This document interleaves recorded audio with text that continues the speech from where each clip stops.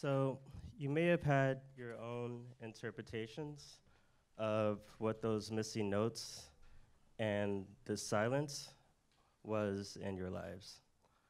But it represents the more than 2.3 million people incarcerated in the United States. My name is Ekene Ijeoma, and I'm a 2017 Citizen Artist Fellow. As an interdisciplinary artist, I composed this work titled Deconstructed Anthems by systematically, algorithmically, repeating the Star-Spangled Banner 6 times, each time removing notes at the rate of mass incarceration. I want to thank Chris Bowers, who arranged the music, and I want to thank Amy, Andrew, and Victor for performing the music, and everyone here for joining us in acknowledging and recognizing those who have been systematically removed from their families and communities, as well as those whose voices have been silenced. And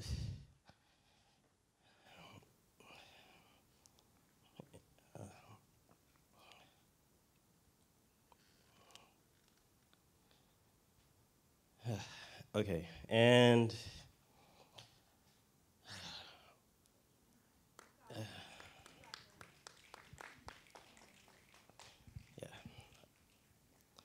yeah, and those who have been, whose system has failed them. Thank you.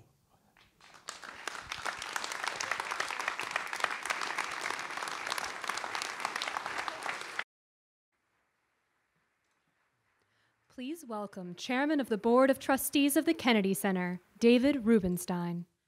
Thank you all very much for coming today. How many of you have never been to the Kennedy Center? Anybody? A couple people? Okay. I have the honor and privilege of serving as chairman of the Kennedy Center. It's an organization that was created shortly after President Kennedy's death.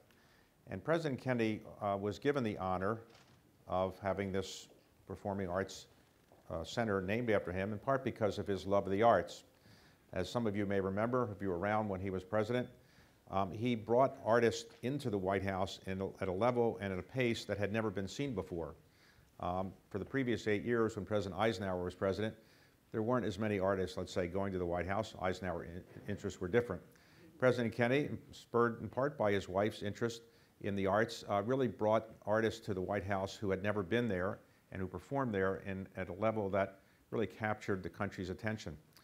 Perhaps the most famous concert was Pablo Casals. Pablo Casals was somebody who had refused to perform in the United States, in part because the United States had supported the Spanish government of Franco, but ultimately because of Kennedy's commitment to human rights and other kinds of things that Casals cared about. Casals came and performed for the first time in many, many years at anywhere, but certainly at the White House.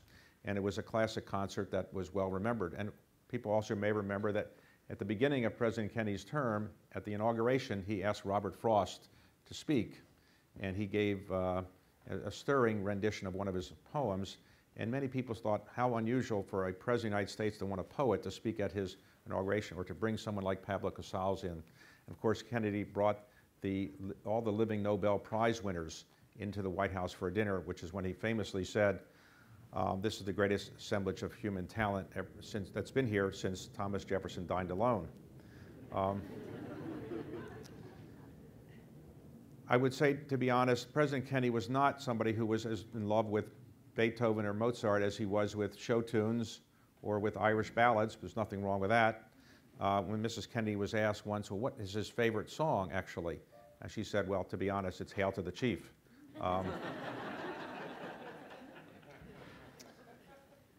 When this building was constructed and opened in 1971, it was a massive building, and it still is. I think it's 1.2 million square feet, and it has 9 theaters in it now. This is one of the 9 theaters.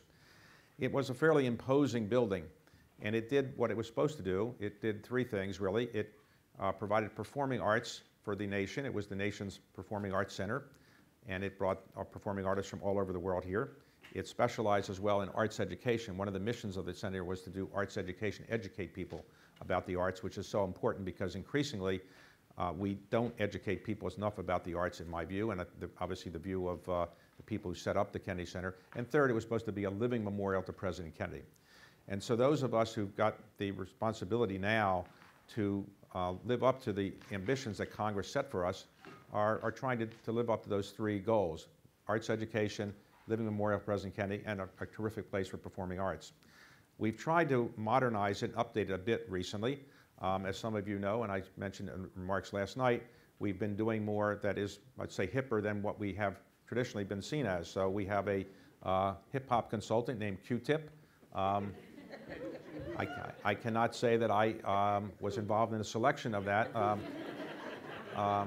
but he seems to be great. I listened to one of his performances, and he knows a lot more about hip-hop than I do. Some of you may know that for my business career, I was asked to do a rap song, and that's because my firm bought a company called Beats that had been a headphone company, and it had been created by Dr. Dre, who's a hip-hop artist. So they thought it might be nice if I did a rap song, and so they took me down to a studio in Washington. They hired a young African-American hip-hop specialist, 21 years old, in Washington, D.C., and they told him to write a hip-hop kind of song for me to sing. And he said at the beginning, Mr. Rubenstein, this will take 5 minutes to do. I've written it out. You just got to do this. Okay. 4.5 hours later, when we completed, he said, Mr. Rubenstein, you are the whitest man I've ever met. So, but in addition to hip-hop, what we're trying to do is make the place more inviting to people from all over the country. We don't want you to feel, and the citizens of this country to feel, that they have to have the money to buy a high-priced ticket, or they have to come only to hear opera or to hear Beethoven or Mozart. Not that those are not great things to do. One of the things in that direction we've tried to do is we're trying to modernize the building. It was built in a very imposing way, and now we're having an addition built on the side. Some of you will see it. A lot of construction cranes are going on forward. It's designed to have a part of the Kennedy Center that in the future will be more inviting to people. They can come during the daytime and spend all day there. They don't have to buy tickets. They can just spend time there. They can watch rehearsals. There's more rehearsal space, more places to eat, more places to connect to the water, the Potomac. There'll be a bridge over the highway so people can walk back and forth. And it's designed to be a place where people can actually enjoy just being around the performing arts and what the arts are about. And that's one of the things that we're really interested in doing at this summit. It is generally the view in our society today that you are a business person, or you're a doctor, or you're an artist, but you can't have skills that intertwine. And the truth is, hundreds of years ago, it was thought that you could be an artist but also have impact on society in other ways. You could be a doctor, and you could also have impact on society in other ways. But because we become so compartmentalized in our society, we tend to think of you only as an artist, and if you have artistic skills, you can't help society in other ways. The truth is, artists have made some of the most significant contributions to our society outside of the arts, and what we want to do in this summit is talk about ways that those of you who have artistic skills and artistic capabilities and artistic knowledge can help create solutions for some of the other very serious problems our country has. And so to the extent that we can do so in this one-day summit, what we hope to do is to inspire everybody here to think about ways they can make the society better outside of just your artistic skills. You may have skills that are terrific in certain artistic ways, but you might be able to apply those skills to other problems our society has. And to the extent that we can get policymakers in Washington to recognize that some of the greatest talent in our country is not necessarily in Congress, but it may be in the artistic sector of our society. And that's one of the things we want to accomplish today. And I just want to thank all of you for coming to help participate in this. And I'd like to thank Mario for putting this together and organizing this. The terrific assemblage of people.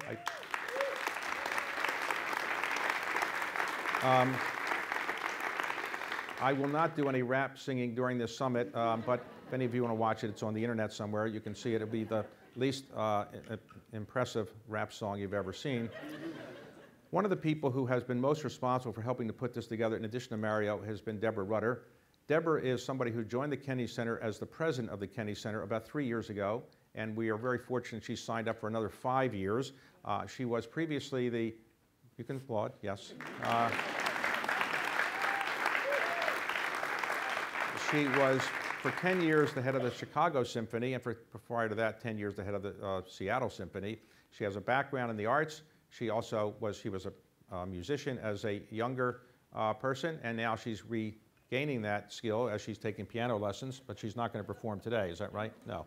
But Deborah Rutter has done a terrific job in re-energizing the Kennedy Center in many ways and making certain that events like the Art Summit is one that everybody who participates in will feel is well worth their time. As I said the other day to some of you, the most valuable commodity all of us have is really not money, not that resource that we often need to make these kinds of places work. It's your time, because time is something you can never regain. And when you give us your time, you're giving us your most precious resource. So I want to thank all of you for giving us your time today, and hopefully in the future as well. And by doing that, I think you're going to help make the Kennedy Center a better place, make it possible for us to live up to the ideals of President Kennedy. And one of the people who are most responsible for helping us to live up to those ideals is Deborah Rutter. Deborah? You're amazing. Thank you. Good morning and welcome. Where would you like me to stand? Welcome. As you can tell from just listening to him, and to be in this space and to have the opportunity to hear Ekene's work, I am one of the most fortunate people in the world because I get to be involved with all of this. This is our 5th annual summit. Thank you, David, for dreaming it up. All good ideas lead back to him, by the way, as you can tell. This summit is a really important day. In some ways, we think, well, gosh, it's just another day in the life of the Kennedy Center. But it's a really important day for us to pause and have a conversation about different ideas and the role of the arts in our society. So I'm really grateful for all of you for being here, for being active participants in this conversation. Our citizen artists, who this is our 3rd year, we will introduce a 3rd round of citizen artists, have had an enormous impact. And if you reflect on that work that we just had, the conversation that Ekene has brought to our institution, that he has had with his colleagues this past year, and that he will continue to have into the future, has had a huge impact on how we think about the role of the arts in our world.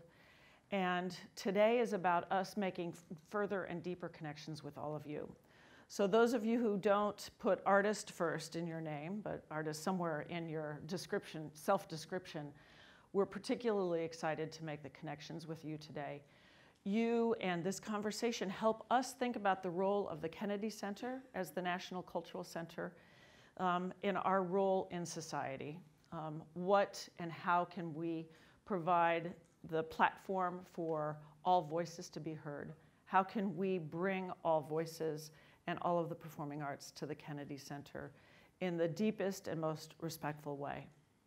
To that end, one of the individuals who we've been in conversation for the last year and who will be announced today as a 2018 citizen artist has helped us think about the role of understanding the native lands on which we reside and where we find ourselves today. And I would just like to think about this as a concept for all of us, to understand the land on which we stand today, where we are today, but also where you are when you go back home, and to understand the Native Americans who were on that land in the first place. And I think it's a conversation that we're just beginning to have here. But Rulan, thank you for helping us. I'm still learning about what this really can mean. But there's something to understand, and our friends and colleagues to the north in Canada are doing a really beautiful job with this, something for us as Americans to think about. So if I can just take a moment and ask us to reflect on the fact that we stand on the land here of the Piscataway and the Powhatan. And it was their land that we are now, it is their land, it was their land, and it is our land collectively now. And for us to recognize that and respect it, to understand the beauty and the power of the Native people who lived here before we are here.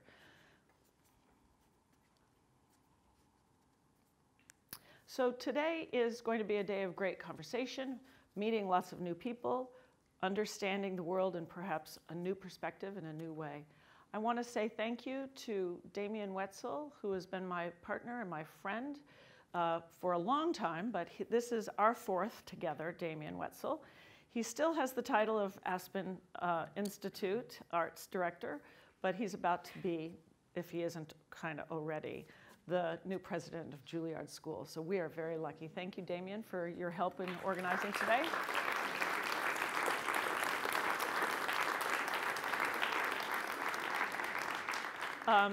My other great friend, Eric Liu, who, when I first met him, I thought, how could anybody be that smart?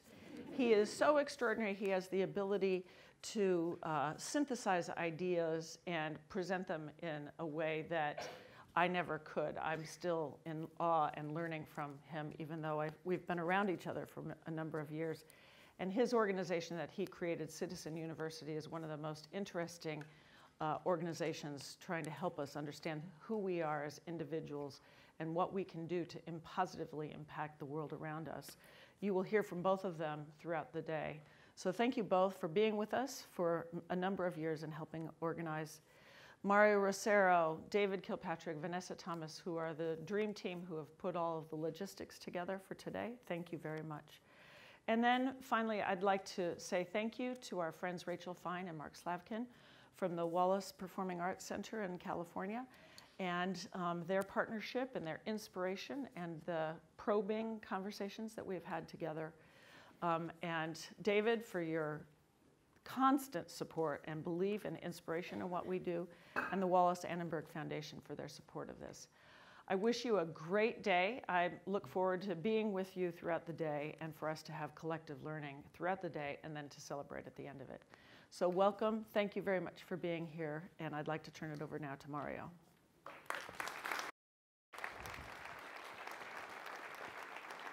Thank you, Deborah. Good morning, everyone. Welcome. We're so thrilled to see you. The Art Summit is sort of becoming a holiday annually for us because we are so excited for these conversations.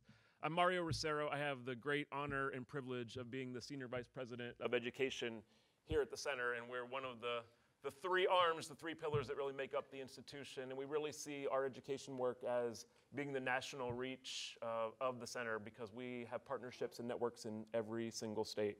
So we are thrilled to welcome folks from across the nation and world here today. I will be serving as your MC throughout the day, and today's theme, as you probably noticed from your program book and from the screen, is the future states of America, using the arts to take us where we need to go. This language, these words came from Congressman Lewis at an event we held here last year, and it really inspired us throughout the year in our planning to think about how the arts can really make a difference if we look at today's current issues and challenges we're facing, but take a future-looking approach. What if we look 10, 15, 20 years out and imagine a future where these problems have been solved because there's been a healthy dose of the arts added to challenges in education, health and wellness, and finite resources. I'd like to take a minute to look at the program so you can follow along in your printed materials or on the screen or in the app. In this morning's inspiration section, we'll be experimenting with a new format called the Long Conversation, where we will hear from experts across our three landscapes that I mentioned, education, health, wellness, finite resources, but also adding that artistic perspective as well. Please note in the program, Dr. John Foley wasn't able to make it today, so we send him well wishes to be on a good road to recovery, but we are thrilled that Susan Pell, Science and Public Programs Manager from the U.S. Botanic Garden, will be joining us. So we appreciate you, Susan, for jumping in. As we look to the afternoon, after lunch, there will be one of three breakout sessions available, one in each of the landscapes, and we will carry the conversations from this morning into those afternoon breakouts, also with performance involved. And at the end of the day, we reconvene in our atrium space to really process the day, spend some time percolating on the thoughts, the ideas, the connections you've made. I do want to note that there are some signature opportunities to actually engage in some art making. So at lunchtime, you'll have an opportunity to connect with one another in some smaller groups. And we want to thank our citizen artist from 17D Nichols for creating a food spark that happens at lunchtime, as well as recognize citizen artist Michelle Angela Ortiz. You may have seen the Libertad installation when you came in and registered.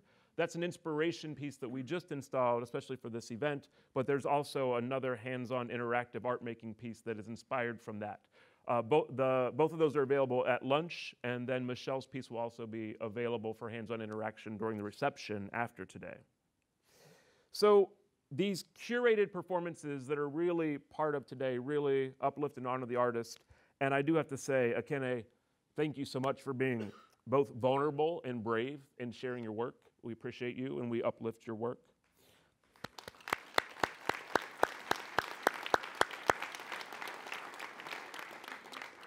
And we absolutely encourage everyone to be active on social. The hashtags are on the back of your program book if you need a reminder, but hashtag Kennedy Center, hashtag Citizen Artist, and hashtag Arts Summit. So at this time, it is my great pleasure and honor to bring up a good friend to the Kennedy Center and a thought partner and planner for these summits over the past few years. Please welcome from Citizen University, Mr. Eric Liu. Thank you, my friend. Thank you, Mario, and thank you all so much for being here. I just want to speak briefly to the arc of the day. You'll be hearing at the end of the afternoon more from Deborah and from me as we try to make sense of what we will be learning and building together. And I just wanted to plant a seed as we go forth into these conversations and the interactive sessions throughout the day. There are two seeds. One is this phrase that we've been hearing already a fair amount this morning, and that is citizen artist. And I think it's worth our taking a moment right now just to be intentional about what we mean by that phrase. As David said in his remarks here, the way in which we become compartmentalized in our identities is a menace not only to the work of the Kennedy Center, but to the health of our republic right now. And I think this is a time where we have to be thinking about that concept of citizen artist in both directions. Certainly as you all come to meet both the current and the outgoing crop of citizen artist fellows, understanding artists as citizens, artists who are aware of their place and responsibility, the land in which they stand, the silences and the noises and the voices which they are called to represent. But I think it's just as important for all of us in the room here to be thinking about the other direction as well, and that is the citizen as artist. And to be thinking about the ways in which we, in our lives as citizens, just as participants in democratic life, are trying to bring to bear the same courage, the same imagination, the same sense of empathy and compassion that Ekene, that all the other citizen artist fellows embody today, and that arts in general are meant to cultivate. And so for you, in your lives as participants in civic life, to be thinking about how can you bring to bear the fullest breadth of your creativity and imagination. That's the seed that we want to plant today. And as we go out through this day, whether it's with me or Mario or Deborah or other members of the amazing Kennedy Center team here, we ask you to share with us actually how you're being moved, how your sense of the possible, your frame of what is possible in political and civic and social life is shifting as a result of the conversations and the interactions that you're engaging today. We'll be kind of collecting and harvesting those kinds of ideas that come from all of you during the day and presenting them back to you at the conclusion of the afternoon. So we just wanted to plant that seed and let it sprout over the course of the day. Thank you so much, and so excited for this summit. Thank you, Eric. We absolutely encourage you to use your program books in the notes section because you don't want to miss a good question or idea that might come up. So it's not just your guide for the day, but it's also a tool. Before we begin, I'd additionally like to thank 3 new thought partners that joined us in the planning of this summit. Mr. Chung Lee out of Chicago and 180 Design has really helped us think about the construction interaction at the very end of the day. Mr. Sam Seidel from the D School at Stanford, also really thoughtful in helping us think through the flow and the interactions all over. And then also Peace First, we will have a youth representative from them join our morning conversation. So quick round of applause for our 3 new thought partners. And I always like to do this up front so we don't forget at the end of the day. If my team that is in the room could stand real quickly, we just want to acknowledge and thank them for all their contributions.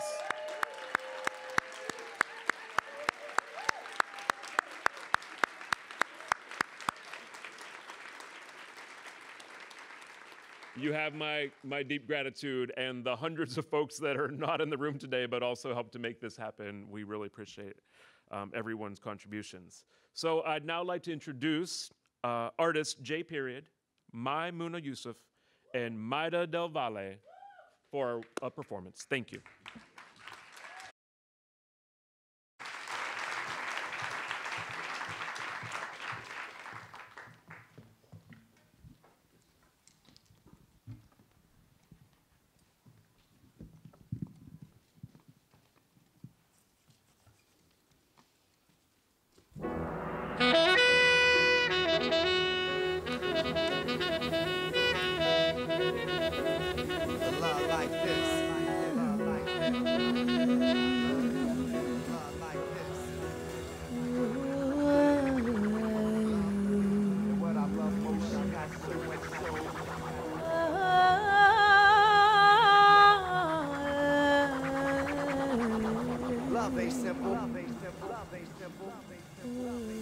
In the long history of the world, only a few generations have been granted the role of defending freedom in its hour of maximum danger. I do not shrink from this responsibility. I welcome it. Children of the New World, descendants of the conqueror and conquered, offspring of Africa and Turtle Island, children of the crossing, of global waters of wind and red clay dirt, progeny of the peculiar institution of trade routes and commerce, we the collateral damage of empire. Children of Anacaona and Nzinga, seeds hidden in mother's braids, planted in new soil, roots buried deep, blended names, blended tongues, blended gods, summoned forth by the idea in the mind of an ancient. Cradled under ribcage and flesh for 280 days, listening to the electric fluttering of our mother's heart, listening to its incessant drum. That's why our rhythm is the weapon, and our medicine's a song, so we listen, and we love, and we dance on the one. Children of the diaspora, forged from miracle and sound, the B-side of a miracle, a syncopated song. Heirs of criminalized culture are we, heirs of the outlaw drum are we, conceal freedom in the djembe and juba, bambula, boogaloo, bachata, soca, and salsa is us, breakbeat, disco, house, and hip-hop is us, rumba, palo, merengue, maculele, but music to dance to, music to worship, music to call down, spirit is us, music for the spirit is us, music to live by, music we cry to, music we die to, music to love by, music to love by. Music to love by, that's why our rhythm is the weapon, and our medicine's a song, cause we listen, and we love, and we dance on the one, that's why our rhythm is the weapon, and our medicine's a song, cause we listen, and we love, and we dance on the one.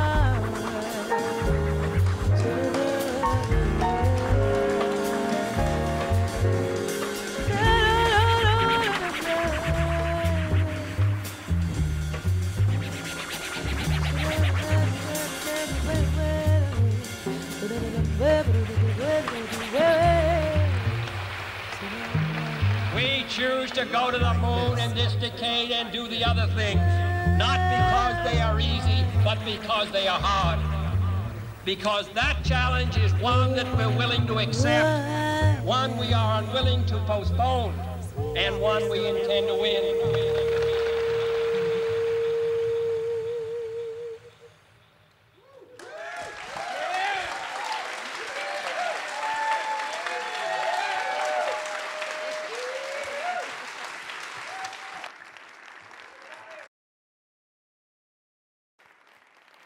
Let's hear it again for J.Period, Maimouna, and Mayda.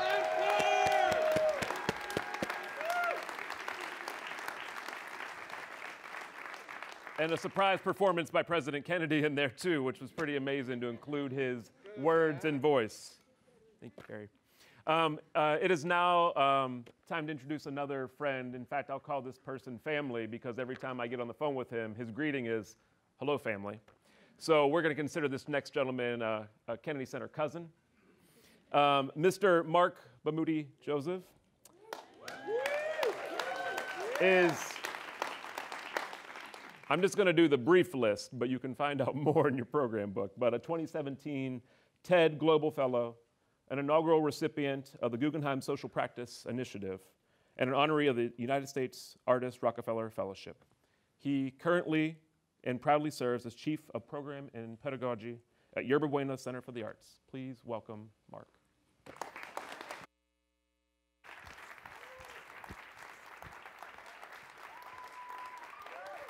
Oh, thanks. That's cool. I want to be a Kennedy Center cousin. That's hot. I'm bringing the potato salad, though, to the cookout. You know. I was born in New York and sharpened in Atlanta. I now work in San Francisco, home of the Church of St. John Coltrane the Divine. At 15, a love supreme is watching black people commit to each other in love and parenthood on Spike Lee's cinema screen. At 19, a love supreme is debates about melanin's capacity to bind space-time, a pre-vibranium and drug-addled compendium of cosmos and low-end theories. At 28, a love supreme is my toddler, drawing rocket ships in the Maui sand, races between a boy and an ocean to etch permanence on a shoreline.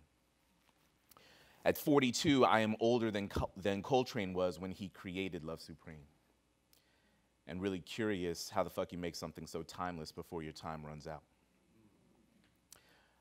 To begin today, let's try to remember that at our best, we are love. If you look real close, you can see he has 21, maybe 27 hairs on his chin.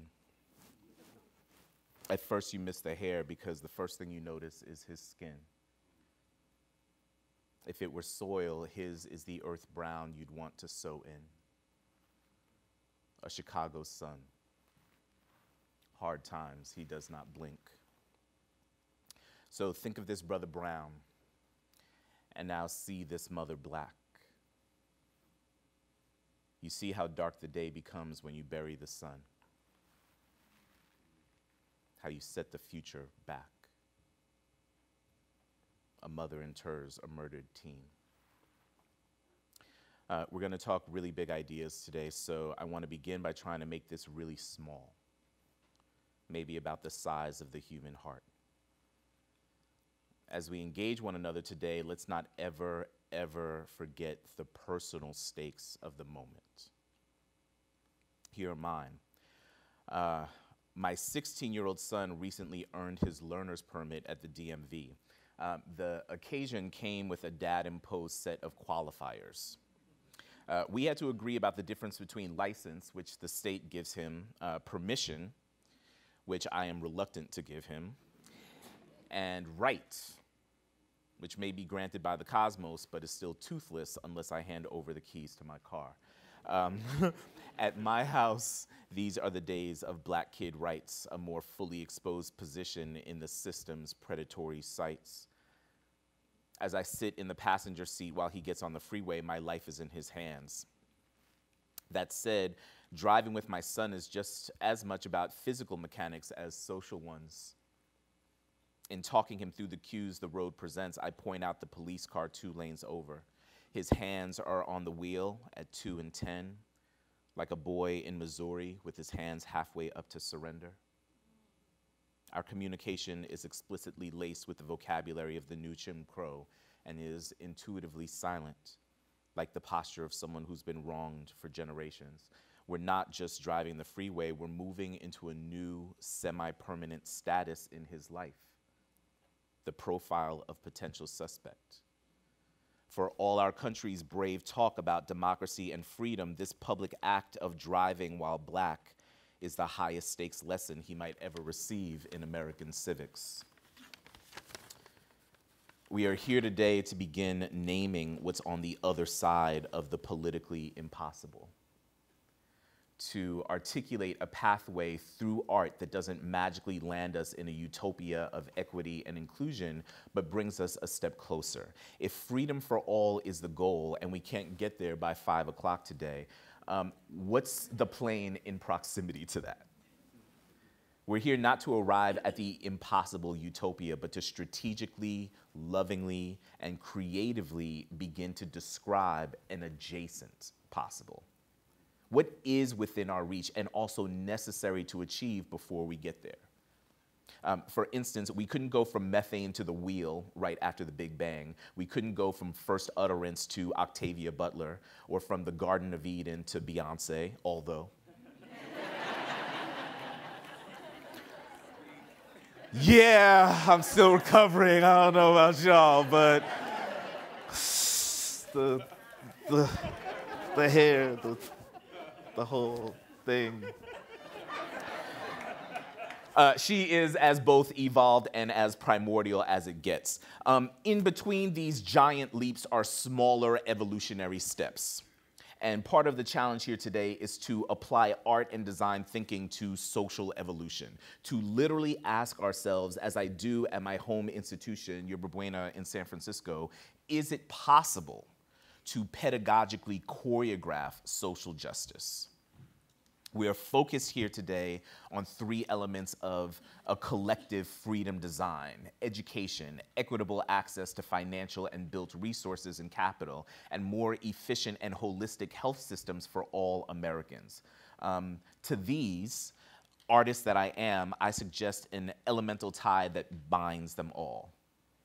I want to show you an excerpt from an opera called We Shall Not Be Moved. I wrote the libretto. It was composed by Daniel Bernard Romaine, and it was directed and choreographed by Bill T. Jones. Oh, gee, say, love yourself, baby. Oh, gee, say, self-love leads to sex love. Oh, gee, say, time did not reconcile me to my chains. It made me familiar with them. Say black and hear yes. Say black and hear enough. Say love is the only word sweeter than black. Love is the only word sweeter than black. Love is the only word sweeter than black. Love is the only word sweeter than black. Love is the only word sweeter than black.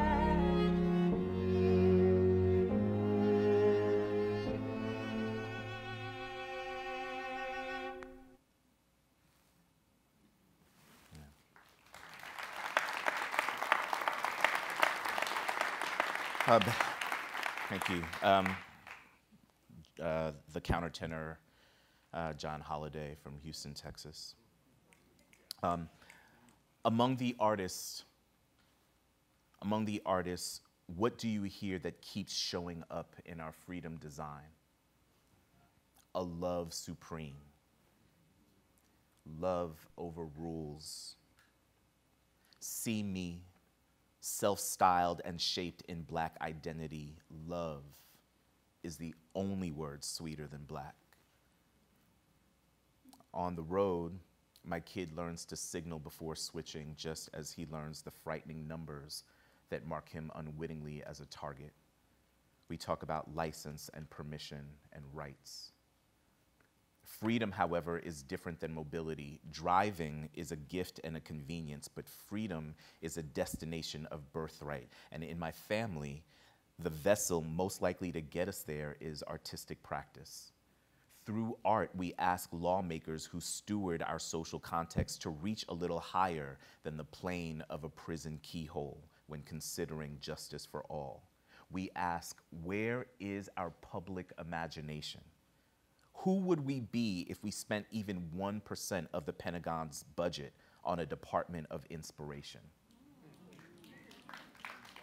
How might we envision Kennedy's moonshot speech if his aim was not space, but education, or public health, or equity? If Kennedy's moon was actually abolition, what would be the role of art in getting us there? It is personal, family. It can never not be personal. I am at an intersection where parenthood, structural racism, juvenile justice, and creative practice all meet. Our challenge is to normalize pathways for young people to understand that the world is not a utopia, but theirs is the right to justice and to joy. We can't undo history, but we can co-create conditions for young people to inscribe creative freedom and movement in their expectations for the future. That is our charge. Thank you.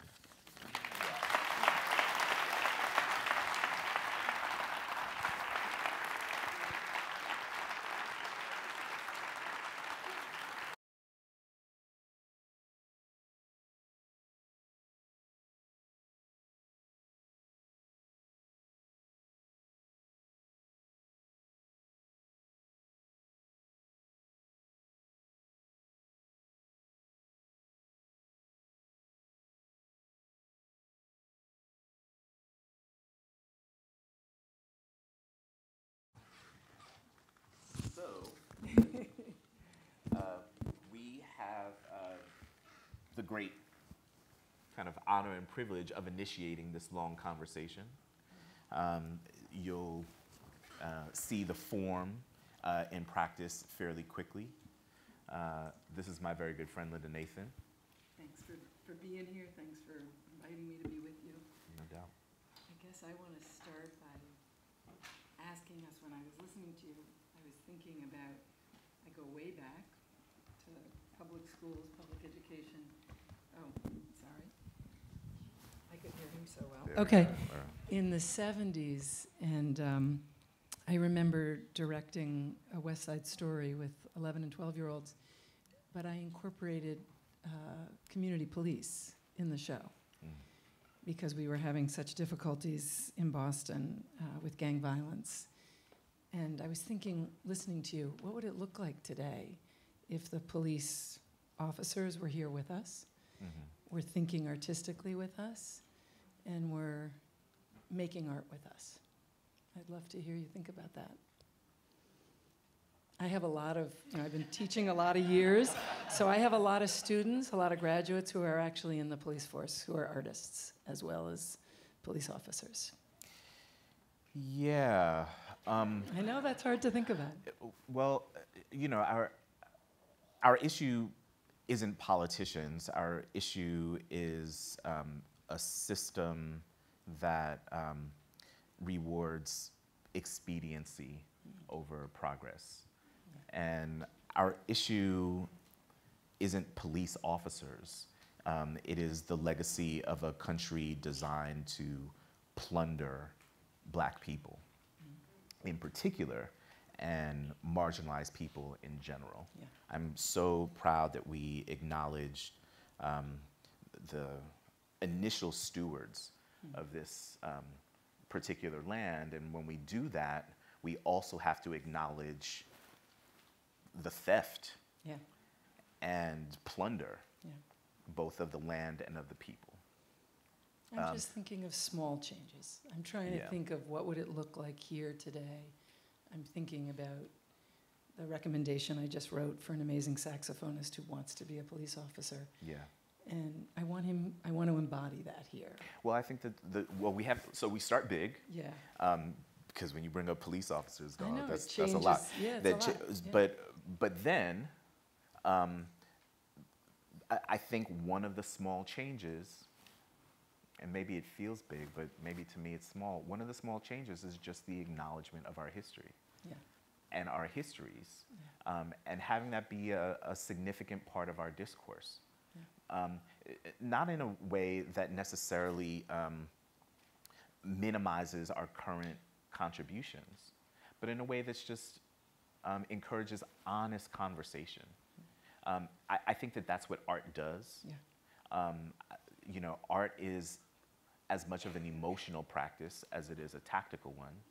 And you know, when I talk about making our discussion today personal, it is about a kind of intimacy and a kind of acknowledgement that I then think leads to empathy. And I think empathy is what's missing in our strategic design in and around urban and rural centers.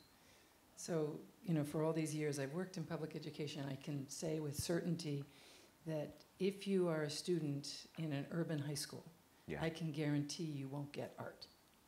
You'll get double English, double math, and if you're an ELL kid, an English language learner kid, you definitely won't get art. And I can also say with certainty, having been someone who's promoted and worked with kids in the arts forever, that if we do give kids artistic experience on a daily basis, their view of the future, their view of themselves will be enormously expanded. So when I think of what we here today can think about and demand, we can demand as teachers, I consider myself a teacher, as administrators, I consider myself an administrator, as principals, I consider myself still a principal, that daily art making is something that happens not as an after-school activity, but as an in-school activity. And I want that to be, if we're thinking about big steps, little steps, I want to know that in every school in this country, kids are daily art making. That would change the world. How have you seen that work in your particular practice? I've been very fortunate that since I began in the 70s as a teacher in the Boston Public Schools, I've been either the art teacher myself or the principal creating the art. But I think that as high-stakes testing has taken over in this country, and as we think that the only way to measure progress is through a multiple-choice test, the arts get pushed to the side again and again. But I think we have to speak out about that. I think, you know, if this is the Kennedy Center and we're thinking about the role, I do think about the role of politics. It's a political reason that we don't have the arts. It's a political reason that we think the only way to measure intelligence is by what you do on a math test. That's not okay.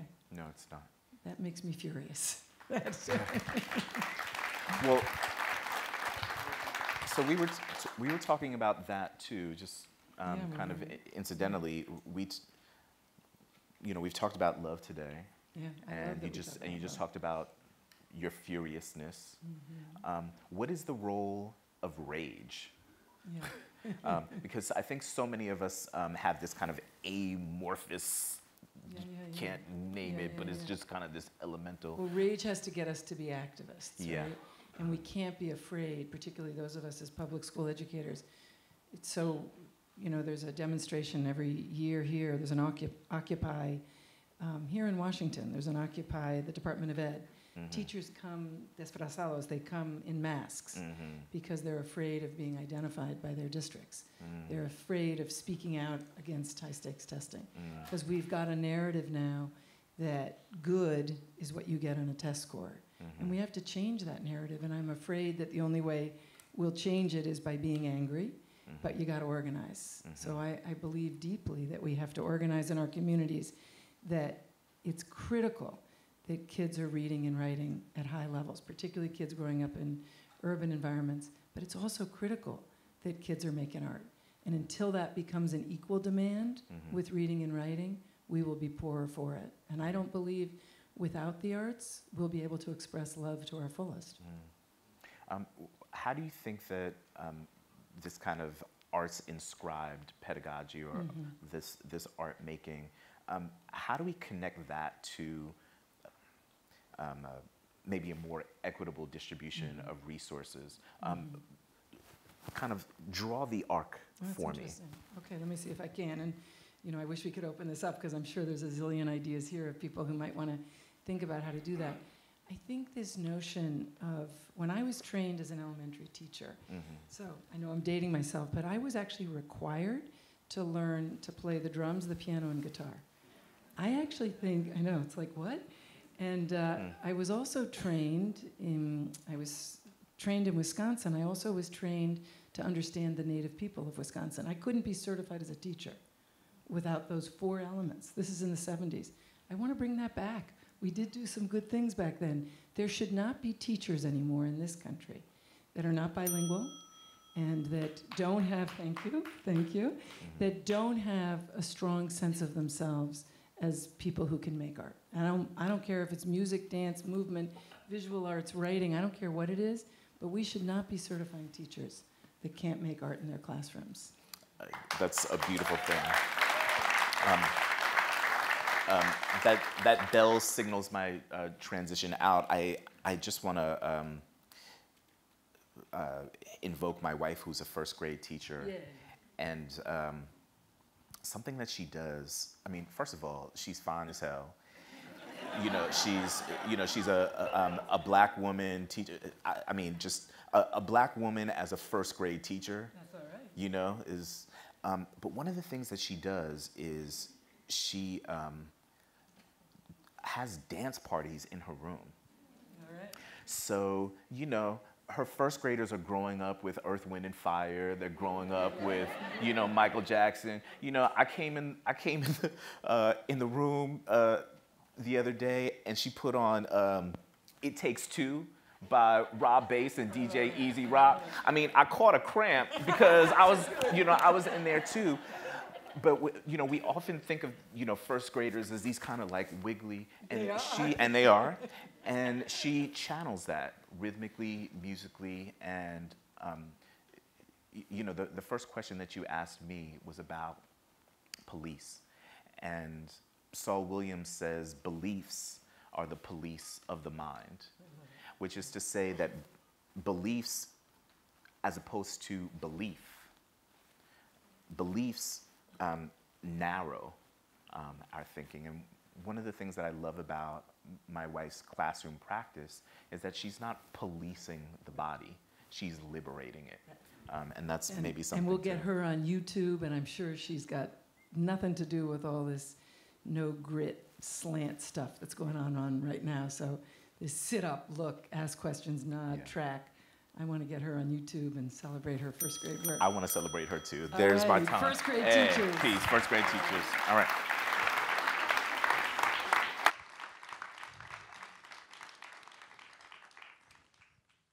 Hey, nice to see you again. Hi everyone, I'm Hank, and I am a person. Yeah, he's an amazing person. I got to have dinner with him last night. He's also got an amazing family, so you are an amazing person.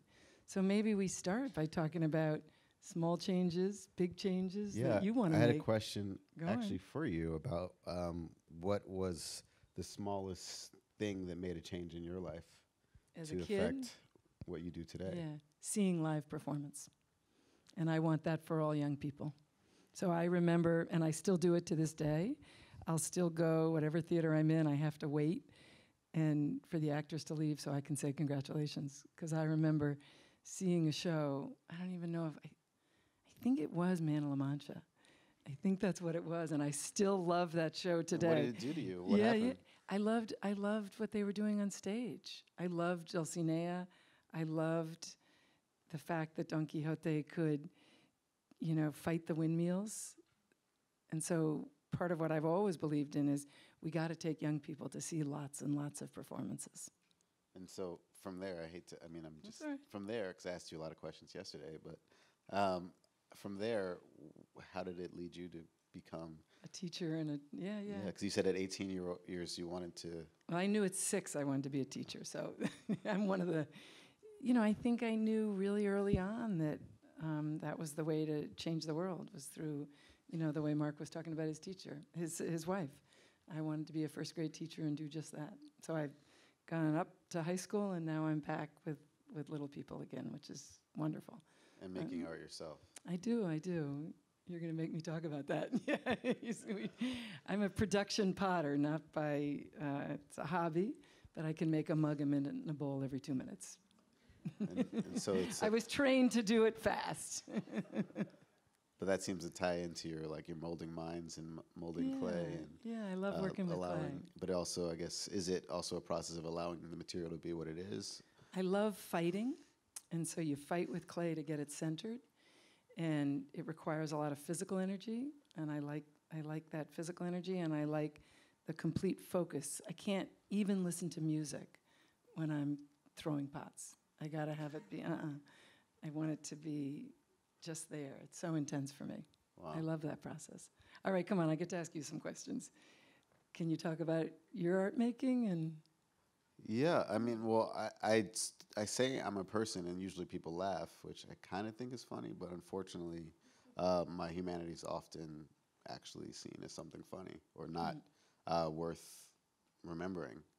So I don't think it's critical to define myself as anything other than a person, and what I do as an artist is really just my life. I think one of the challenges with the way, although I love the theater, I love the gallery, museum, and exhibition space, I think one of the challenges with art, especially in Western society, as we've been trained and it's become kind of ubiquitous, is that it's something that's over there that we're supposed to pay attention to, not that we're supposed to live and participate in throughout our lives in continuity. And I think I am by nature a watcher, but also I am also a fidgeter, and so and also I guess the school system today would have called me ADD.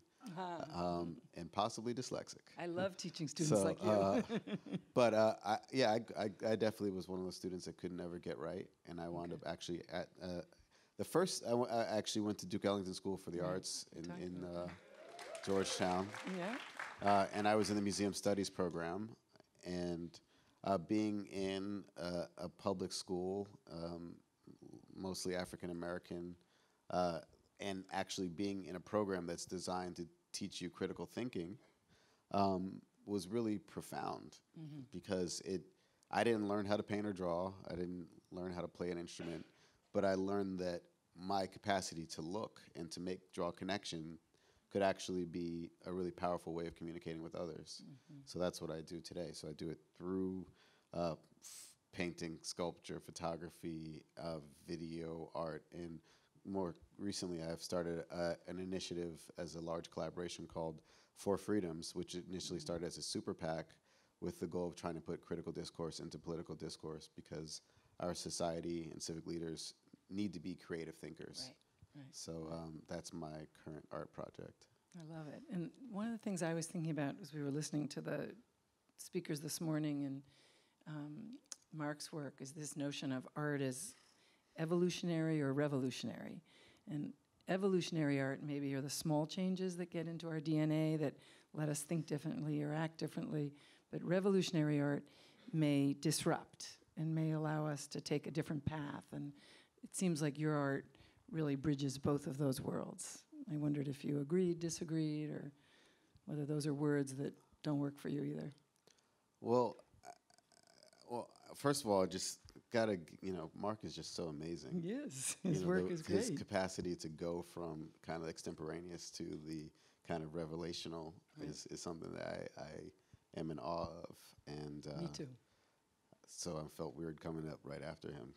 How do you think I feel in between you two guys? I'm like, oh my God. But I think I want to answer the question correctly. So can you ask it one more time? No, there's not a correct answer. I think about, in my experiences working with young people, so I think a lot about when are we doing evolutionary kind of work and when are we doing revolutionary kind of work. And, as teachers, we're always like, oh, you can't do the revolutionary kind of thing. You're not supposed to do the disruptive thing. But I think we are. And I just think your work, it's incredible, your work. And so I just wondered if you were thinking about the bridge you build, helping us both to evolve, but to be revolutionary in the way we approach your work. Well, I don't know. Because your work's very disruptive in a good way. There are many tiny revolutions. Yeah. I think the greatest revolution, the smallest revolution that can happen within our hearts is loving when you want to hate. Nice. There are often Nice. times when that has to do with myself. Yeah. You know, I can't do something, I'm angry at myself, Yeah. or Yeah. I'm angry at my wife or my Yeah. mother or Yeah. my someone who works with me, but where I want to like actually throw salt in something just because of my own discomfort, and finding a way to turn that into something, if not, hopefully sweet or warm. And I think that is I think in teaching that's the same, and that's also how I was raised. You know, I most of the way that I was disciplined as a child was like through this kind of warm lovingness, which didn't allow me to like learn how to do certain things well, but it kept me very aware of like staying close to love. And I think so. My cousin who was murdered, he said love over rules, which Marc recently and those are the last words I heard him say, were recorded. And this idea of love over rules, you know, there was a quote I cannot remember right now, but there is something about love being a central educational tool, like that. Even if you don't know how to do this or do that, finding a love within yourself will allow you to find access to new spaces and opportunities. And having passed on your love of teaching to your children, I'm curious about kind of how that feels. Yeah. Well, I'm really, really proud. I got, 2 out of my 3 children are educators, and one is, I was telling Marc this morning, one's teaching public school in Oakland, and that makes me really, really proud that he's carrying on the tradition of being a public school teacher. He's in an arts pathway and helping kids be musicians and visual artists, and I don't know what my daughter's going to end up doing, but it'll be something with education.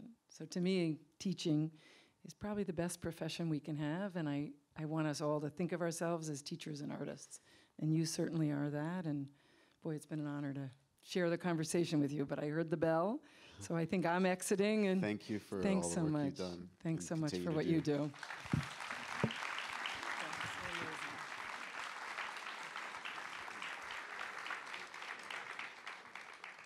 So we were sitting next to each other, so let's start with the hugging. Can we also start by acknowledging that you're joining me in a dream I'm having, that I'm talking to Hank Willis Thomas at the Kennedy Center right now? Well, maybe you are dreaming. All right. So since we're dreaming, what kind of, how far are we going to take this? Where is your imagination going to take you? Well, so the future state that I'm thinking about has to do with access to capital for artists. So regardless of where you live, whether you live in rural spaces or urban spaces, regardless of your background, you have access to capital to fund your ideas and to fund your work. I think that's the future state. And I'm Angelique Power. I'm the president of the Field Foundation based in Chicago. Thank you. I've been there for 20 months now, and we're in the process of rethinking philanthropy. So that finite resources part, that's been a part of the dream, the reflection. How do we actually function differently in this moment? And I can't help but also to think about, the proverb, give a person a fish and they can eat for a day, teach them how to fish, they'll eat forever. And having been an artist who has been benefited from actually a lot of grant and funding support throughout my career, I do also think about, like, what would have happened if I'd been taught how to fish? Because that's something that I think artists are often seen to like run away from, and often in a certain way sometimes infantilize. Like, don't think about how the money will just support you, and otherwise just eat rice. So there's like and that's also how we approach it. Is like someone gives me money to make art, I will make art, and everything else in my life will suffer.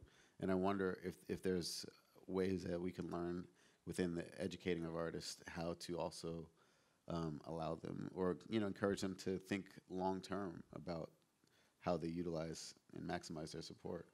I actually think that artists hustle and try to get access to capital so much better than most. I think the issue is with the systems in place to provide the capital.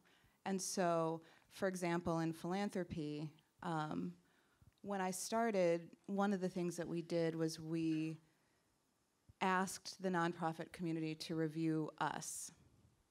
Normally, philanthropy holds nonprofits accountable. So when I started, we sent out a survey to artists, to nonprofits, to folks who were funded, folks that weren't funded, and said, what have we been doing right, and what could we do better? And we learned a lot. We also asked them to kick the tires on philanthropy with us.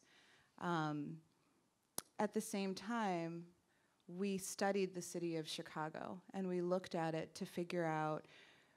I started in July of 2016, and the Laquan McDonald video. Perfect timing. Yeah, right. The Laquan McDonald video had been out for about 7 months, which, if you don't know, that was a 16-year-old African-American young man who was shot 16 times. 15 of those shots were when he was lying down. We were halfway through what would later be the second bloodiest chapter in Chicago's history, and our state budget had been frozen for a year. It would continue on to be frozen for almost another year, so nonprofits were emaciated. At the same time, I was coming from the Joyce Foundation, where I was having a lot of fun and working with a lot of artists, but I was also becoming a skeptic of philanthropy and really wondering how missionary philanthropy seems to be, as opposed to actually serving nonprofits. So one of the first things we did was take our board and staff at the Field Foundation through racial justice training. And your analogy of, give a person a fish, we talk about that a lot in terms of the parable of the babies in the river, which I don't know if anybody knows that parable. Oh, tell us. So a person is walking along a river, and all of a sudden a baby comes floating down. And alarmed, the person jumps in to save the baby, just as another baby comes floating, and then another and another. And eventually the person has to set up spaces to house and clothe and educate and nourish the babies, and all the while, babies are just streaming down the river. There's never a time to look up and say, where the hell are the babies coming from? What's going on?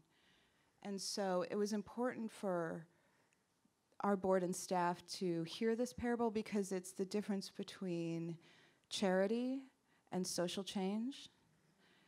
And while there's a lot of important work happening on the banks of the river, if we really want to be in service to the issues that are happening, we have to understand root causes, systemic interventions, and we need to move upstream.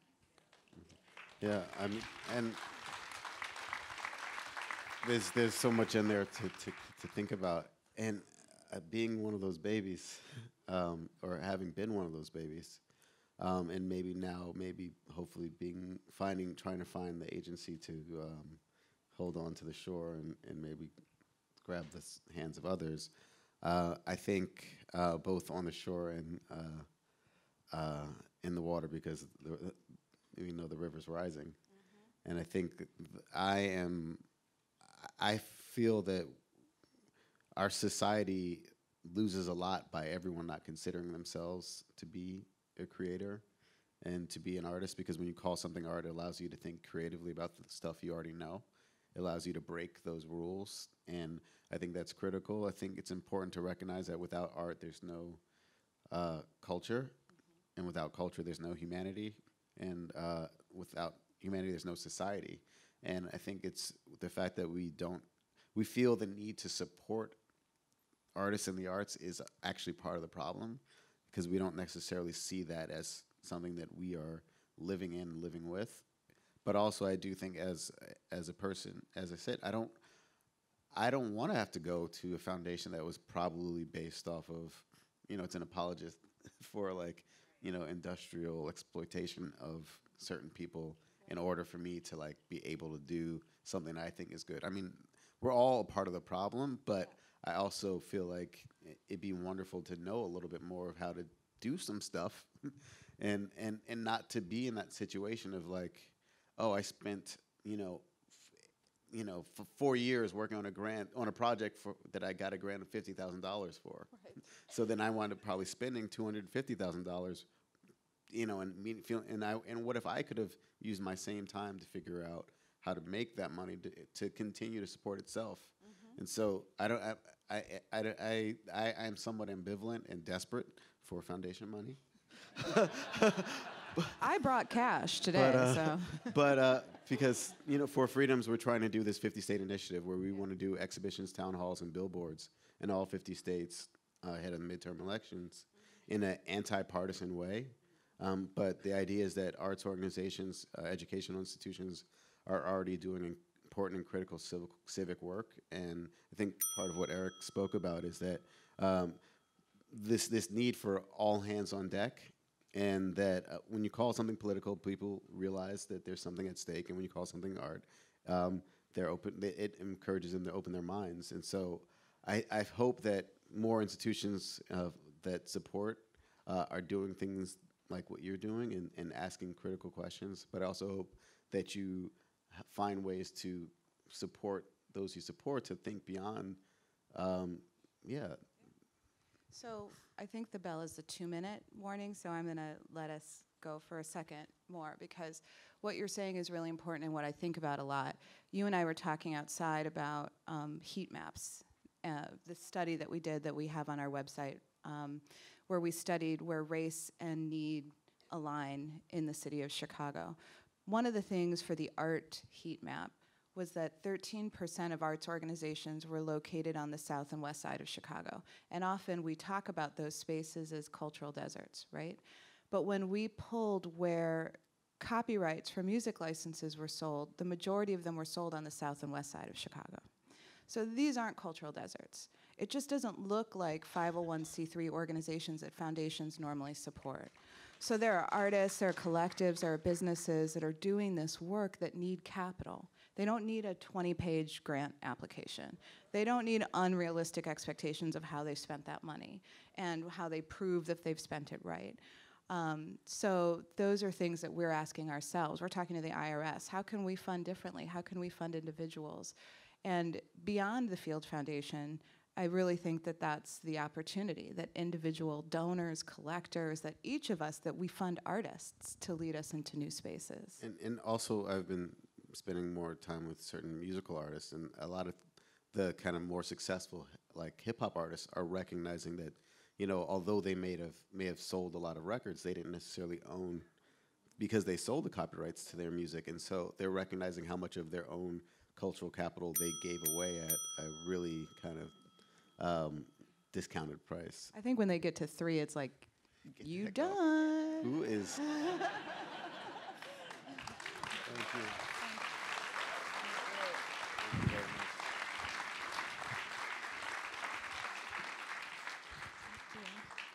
You made it. I made it. I'm so excited. I know. I was excited too. My driver, he was on it, y'all. Like, he was like, you got to be there at 10:10. I'm going to get you there at 10:06. I was like, thank you so much. So tell us about you to start. Hello, my name is Jasmine Babers. I am 22. I am straight off the plane from Chicago, where I go to school, and I am the editor and founder of Love Girls magazine. Yay, welcome. Thank you. So we've got a little bit of Chicago representing right now. Definitely. So what do you think is the greatest opportunity in the frame of this conversation for arts, for citizenry, for Chicago? What do you think is our opportunity? That's such a good question. First, I want to say that I'm super excited to be talking to you. I did some research, and you're amazing. But I think that the biggest opportunity here is that we have so many amazing minds in the room right now. And so we can collectively think about real solutions to real problems. I'm excited to know what people think about the place that where youth belong in the arts. I'm interested in talking more about the education system and what it's doing to the arts and what it's doing to our youth. I think that that conversation could lead to some really, really, really big solutions to a lot of problems that we see today. So one of the earlier conversations, and I know that one of the things we're trying to do is have many conversations, but also weave some of the themes that are happening. So one of the things that was being discussed earlier was youth involvement in arts, and arts giving agency to youth through exposure in the classroom. When you think about youth and art and the connection, how it's braided or not, how does it look for you? What's the reality and what's the opportunity? Yeah, so I think about personal experience, and when I started the magazine, I was 15 years old, and I was taking a graphic design class at the time. I didn't know what I wanted to do, right? But I knew that I loved this class. I knew that I was kind of good at it.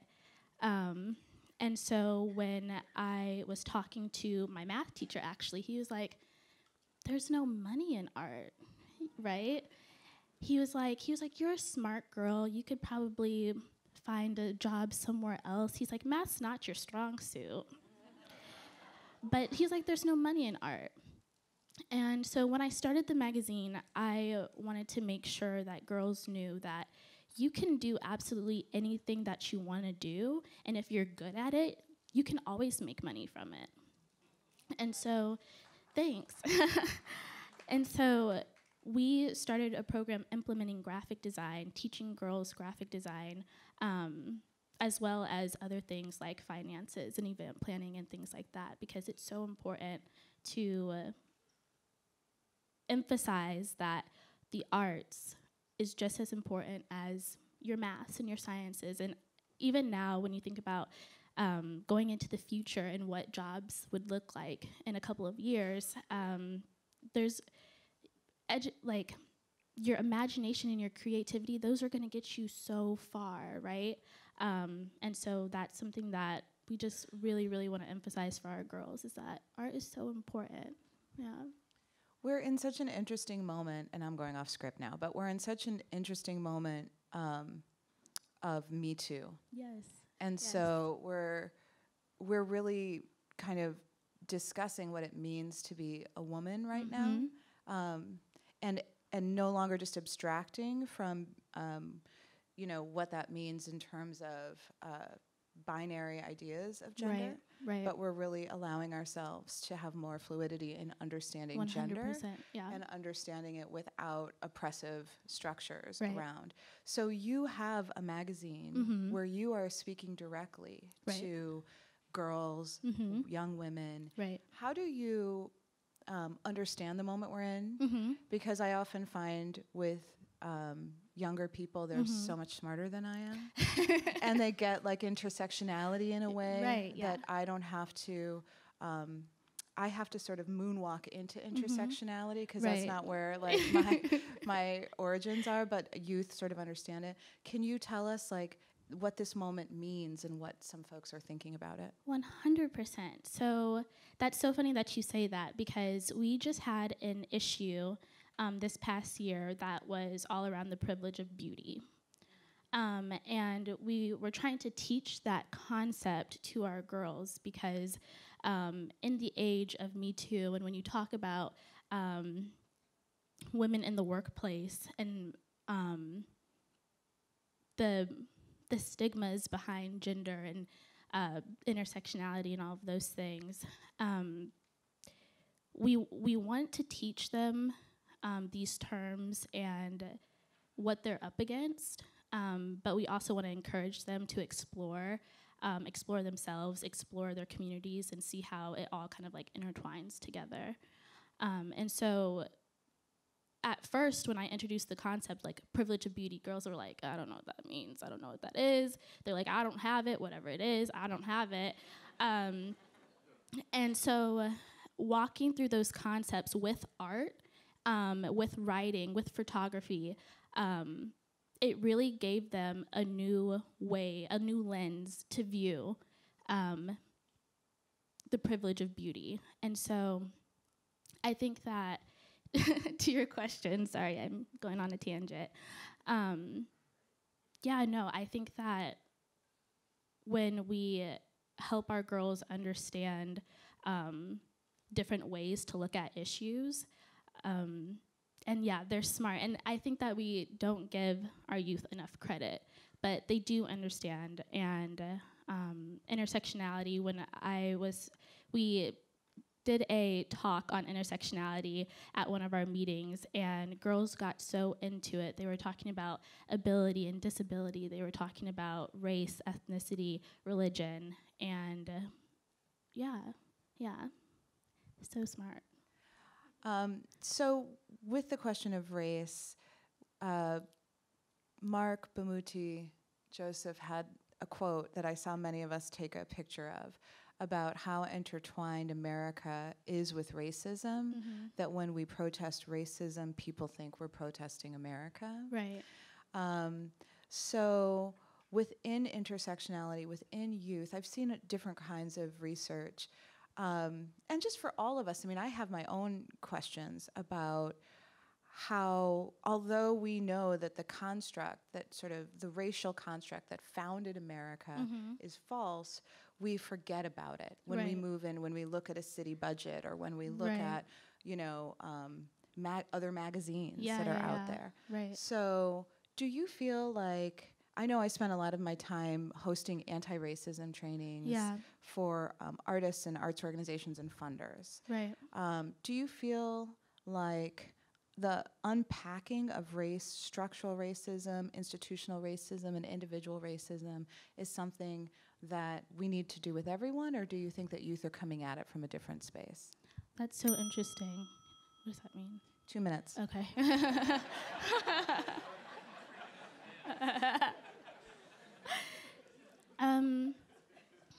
I think it's always important to put some sort of emphasis on race, because even my generation, although we didn't experience racism like my mom's generation or my grandmother's generation, I also do believe in generational struggles. And so the way, in this day and age with our youth, the way that we consume information and that we witness racism when it happens is so intense, right? When we look at police brutality, for example, and the way that we consume that information, where we can actually see people who look like me getting hurt, getting shot. Although racism is different, it's not gone, right? And so I think that conversation is so important to have. And the way that you have it can be different, right? The way that you might have that conversation with a company, for example, might be different than the way... Like Starbucks, maybe? Yeah, like Starbucks, maybe. The way that you have that conversation with Starbucks might be different than the way that you have it with a third grader. But it needs to be talked about, and we need to normalize talking about race and racism.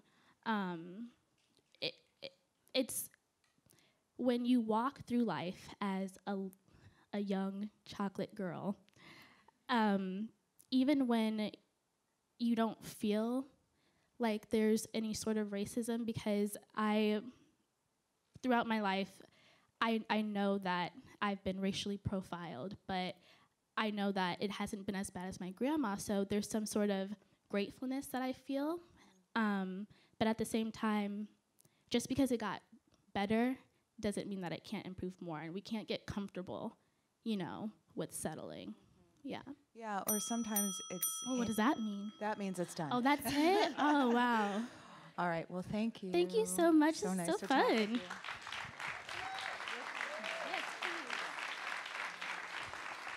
you. Hi there. Hello. I'm not going to speak so much this time. Okay.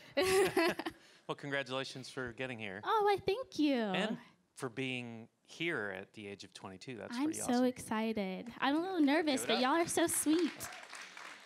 I knew you came in late, and I was sitting next to you, and I wish I would have given you the helpful information that when you hear the bell is when you're supposed to jump up and do your They improvisational did tell me that, dance. but it just caught me off guard. And it's the same noise when like your biscuits are ready, you know. So. Right.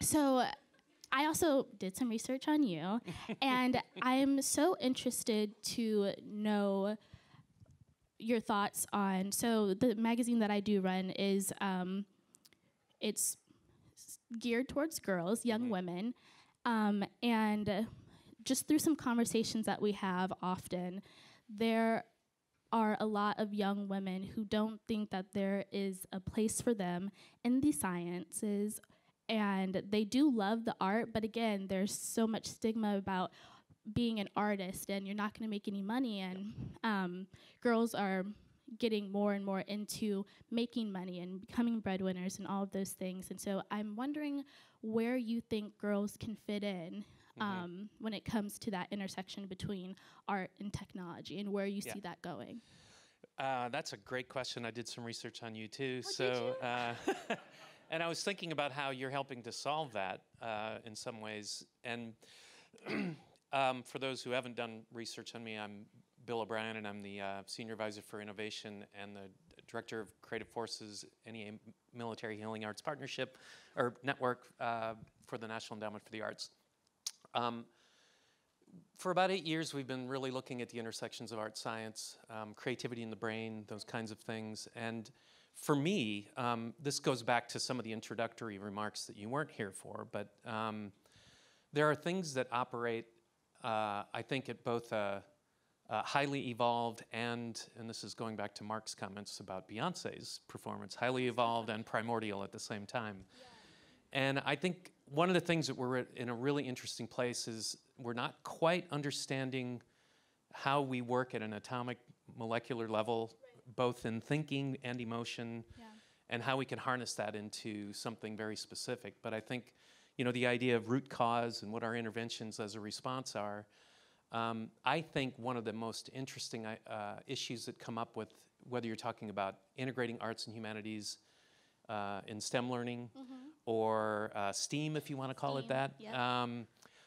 For me, I think the theme that comes back over and over again that I think you're digging into in these conversations that you're having with the community that you're building is how we can recognize that there's a root problem in these industries, and they know it. They talk about it differently than the arts sector does. They don't talk about equity as much as they do about broadening participation. But it's the same thing. And one of the things that we've seen as we're trying to find, you know, really great examples of, you know, maker fairs with Girl Scouts, or some of the things we've been funding in our arts education program that really look at these kinds of things. And I remember, Lakita's here, she might remember the name of there was a girl from St. Louis who was through a program like this that was using the arts in an integrated way. And she said it better than I ever could, which is, having gone through these kinds of programs, she has a much more sort of heightened, elevated dream of herself. She sees it, and she's like, I can get there someday. And I think there's a lot of pull there as well. You know, I think Silicon Valley has a problem that they know. They just don't quite know how to fix it. But I think the role of the arts in that problem, I think, is to go back to what it does on a rudimentary level, which is help you consider yourself in the context of something bigger than just you. And if you put that in a really defined context, like how could I be an engineer and what could I do with that, is I think one of the most exciting areas about STEAM. I love that. That's so true. That's so true. So I'm going to ask you a similar question to what I was asked. So in the grand scheme of all of this, what is your biggest hope? What is your ideal situation? So we had prompts, and one of them, what is your biggest dream? And I thought about that.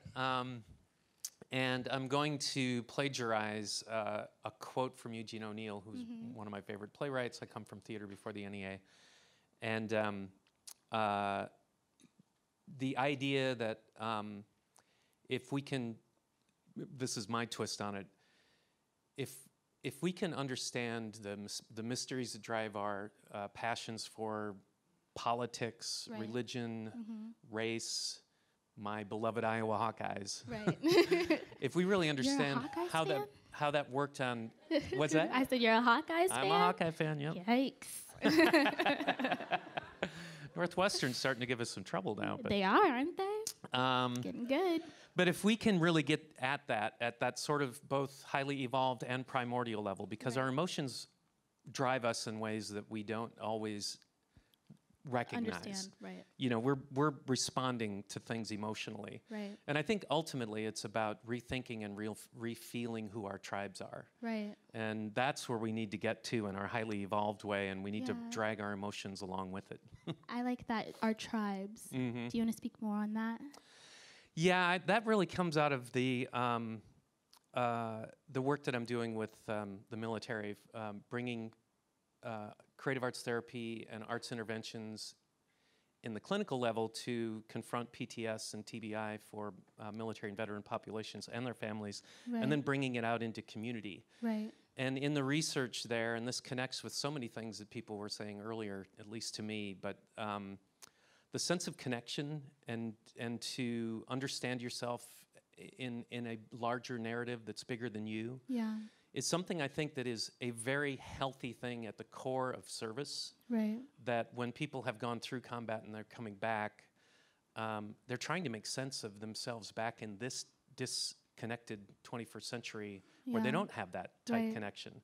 And there's a real irony there that sense of service and giving yourself up to Mhm. something bigger also is connected to the worst things that we do Right. to each other in humanity, and they recognize that as well. So there's real kind of moral and spiritual dilemmas there. Yeah. But the sense of tribe, I think, is something Sebastian Junger wrote about. He's a journalist, and he has a book called Tribes. Mm. He was embedded for quite a while. Right. And he developed PTS before he understood what it was. And he has an anthropological background and talked to other anthropologists. And they connected him to this idea that when you're over there, you're in this tight-knit way that we are wired Mhm. to be 40,000 years ago. Right. You're with these people, you are at peace, you understand, you're more at home there now than you are here. Right. Because you don't have that when you come back. Right. And it's almost like the veil has been lifted and they see something about us when they come back that we don't see. Yeah, that's so interesting. I'm so That means we have 2 minutes. okay. Biscuits are done. So I'm interested in hearing what you think about using that same kind of framework that you're using now in the incarceration system, where I am currently working on a project called Fostering Incarceration, and it takes a look at the foster care to incarceration pipeline. Yep. And I'm so interested in seeing how you think that art and the framework that you use it can kind of help aid those people who have been marginalized in those ways. Well, I think it goes back to really identifying a root cause and then recognizing what a specific response to that cause could be. Right. It's a terrific way to think about how you can, in the words of one of our appropriators, from a Republican staff who said, "I love the way that you're using art as a weapon that you're aiming at something specific." Right. And have you thought about how you could aim that somewhere else? Yeah, yeah, yeah. And so that's where I've really been excited about how if we can really get a better system of recognizing what the benefits and impacts are, both at a medical level but also at a community level, Right. and then recognize the unique needs of the target population. And I think Right. this is a really good one for the arts Yeah. because just the meaning making and sense making of art, depending on how you're prompting it, Yeah. can help you reimagine yourself in context of the new sense of purpose and aspiration that you might have. Yeah. It's been really, I've seen it, at least for me, resonate really well for people coming out of this, emotional and discombobulating transition from combat. Yeah. And PTS, Right. using this stuff to calm your neural network firing. And I mean, there's PTS Right. going from incarcerated to, Of course. and how you succeed afterwards. So I think being able to take some of these lessons in one place and being able to understand how it could be applied there. It's a huge issue. It's a huge societal problem, and it deserves our attention.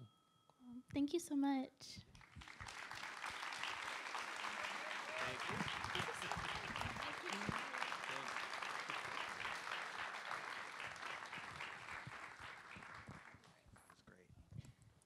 Hello. Again. So we met it on an elevator when steam was just being birthed, I think, at a RISD thing. That's right. You stole my opening line. You know, a theater producer and a medical doctor walk into an elevator. Right. 30 seconds later, they walk out and they see a vision of how to bring the arts into medicine. A future right. together, right?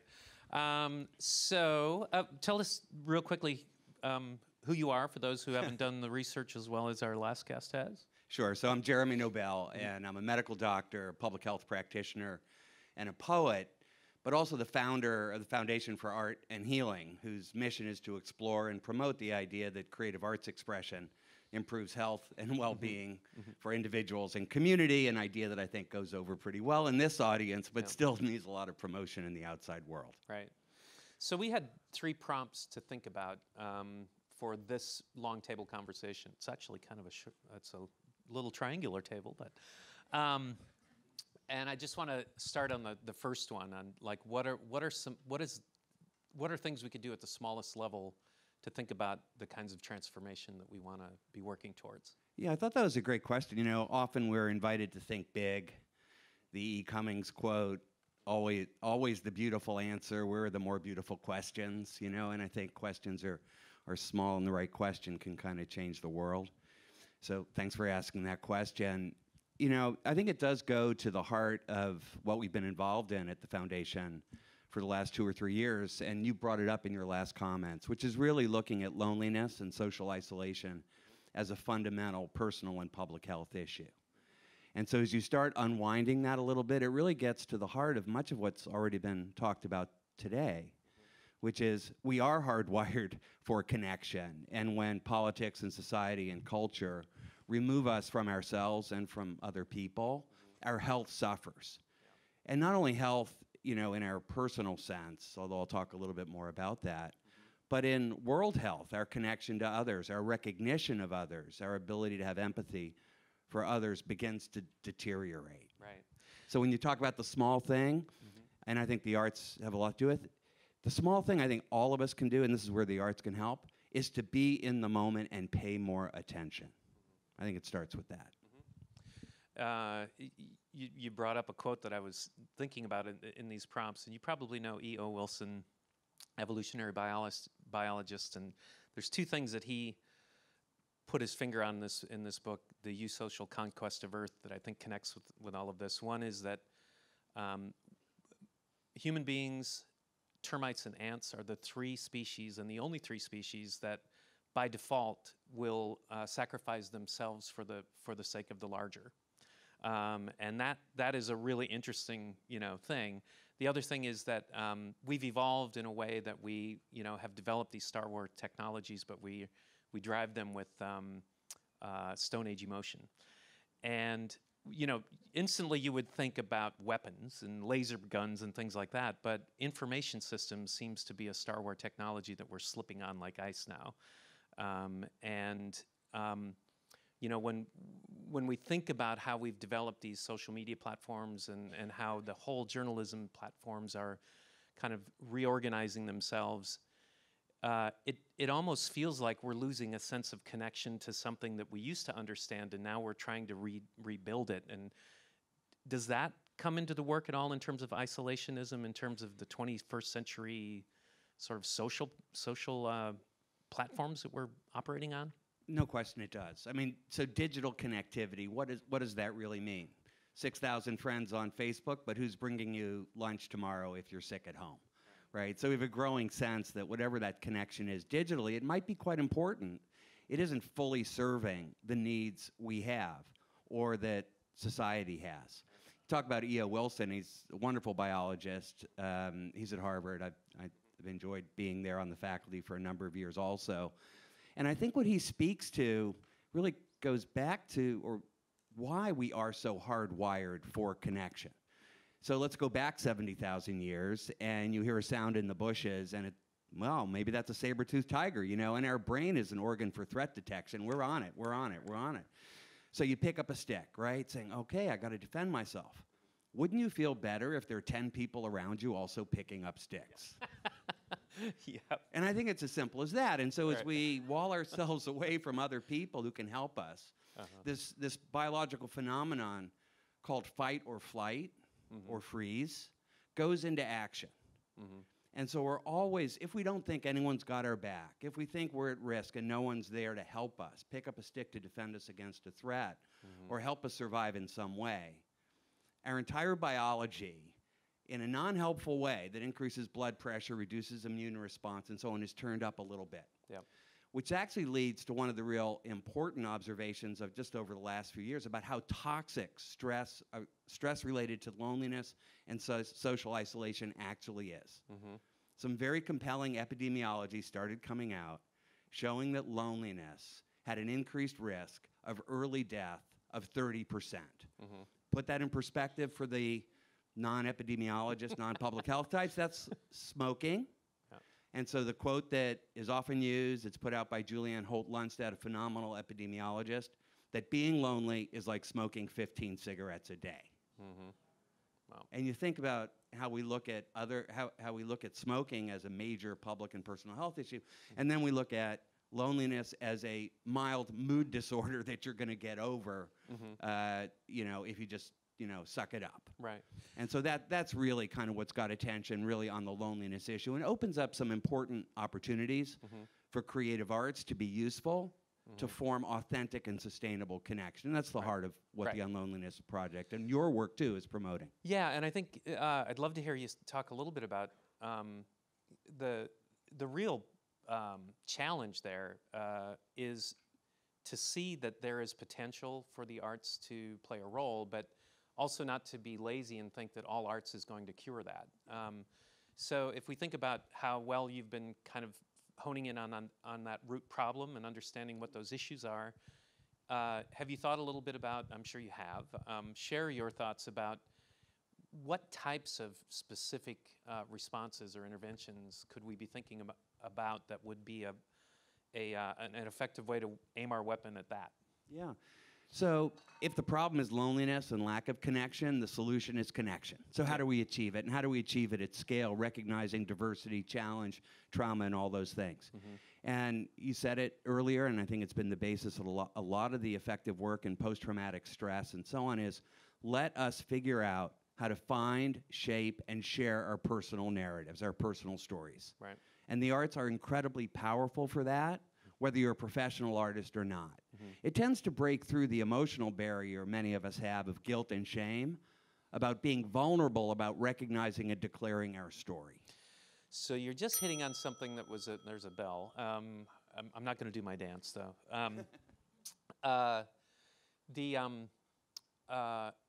One of the things about having the privilege of doing this work with military folks coming in, everybody who does it, it's embedded in their team approach of integrative care. Everybody who comes in gets it. Is given the thing, it's mandatory, mask making and music therapy, et cetera. One of the things that really has changed my whole perception of who is an artist, why do they do it, and what do they get out of it? And this, I think, goes back to Mr. Rubenstein's comments at the top in terms of how it's, you know, I have been conditioned to think of the arts sector as being a certain tribe of people, really, over here. And when you think about how the arts intersects with everybody. Right, so let me pick up on everybody, because a big focus of the Unlonely Project call to action is to take creative expression as a way to find and share your story broadly, away from the traditional centers of arts activities and into workplaces, college campuses, community centers for older adults. Draw on arts organizations for support, for help, for assistance. But bridge that gap. And capacity. Right, because unless we normalize creative expression as a daily activity, we're going to fall behind. Yep. And one of the things we were prompted to ask about in terms of what does success look like and so on, so I thought about that. So how about if at some point when you go in to see your primary care physician, and in addition to asking about your diet and exercise, she asks you, is there a creative activity that matters to you? tell me about it. Yep. Cool. I think we'll end on the applause line. How do we transition? No, that's out of great. this? I think Okay. we're moving on to another piece of theater. Yep. Let's hear it again for all of our morning conversationalists. We were really excited to try out this new format, and at this point, we're actually going to invite our morning guests to rejoin for a group conversation. So at this time, our good friend and colleague, Damien Woetzel, who's the director of the Aspen Institute Arts Program and incoming president of the Juilliard School, will be moderating. After this conversation, we will take a brief break before getting into the next round of conversations this morning. So, Damien.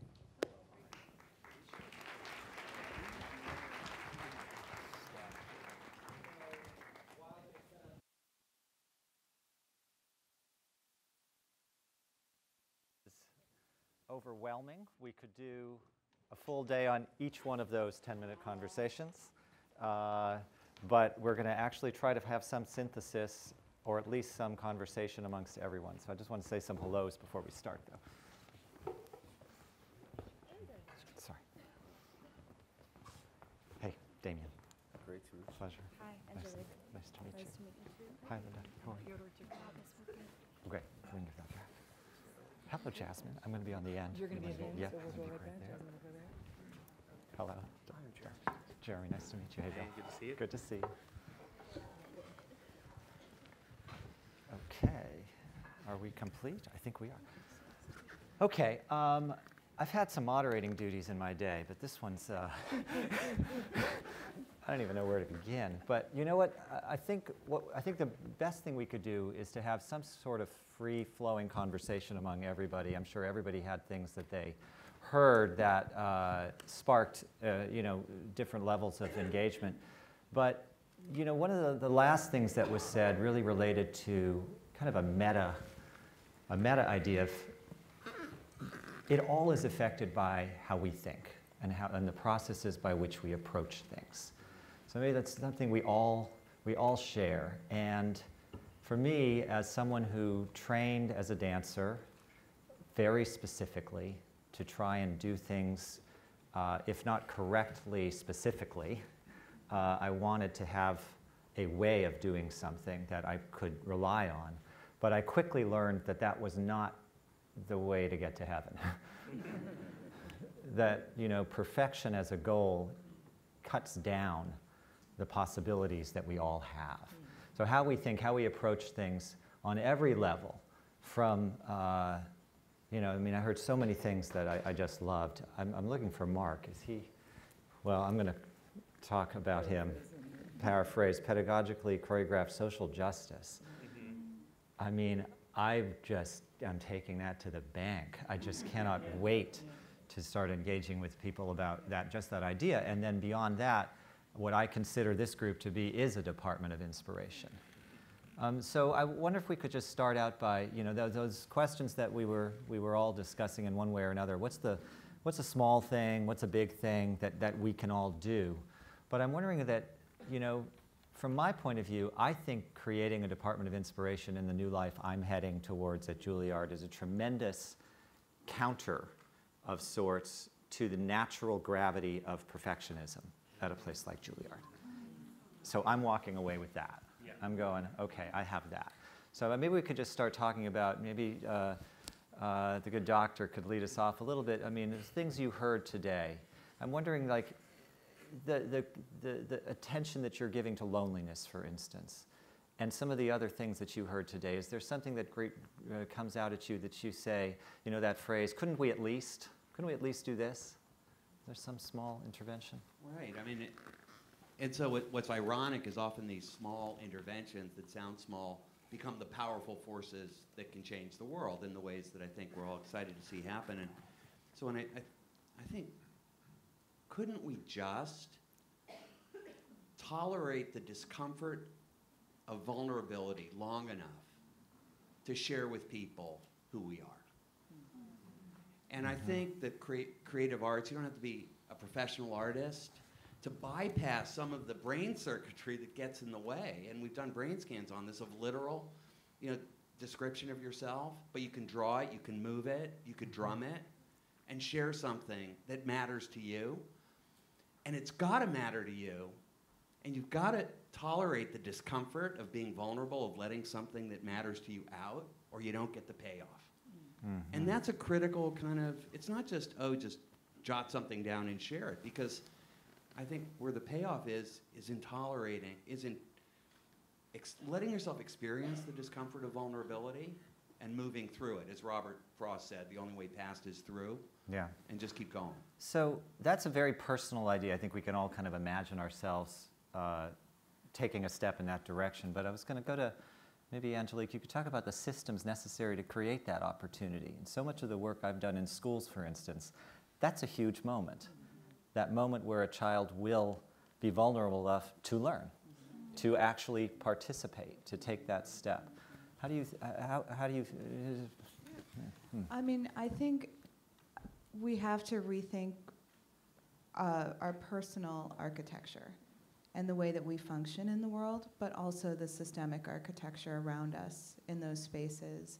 If my couldn't we just would be, couldn't we just admit that none of us really know how to talk about race, and none of us really know how to understand racism, that it's the foundation of our country, it's what we've built our country on, but it's the weapon that's going to dismantle our country if we don't learn how to talk about race and racism.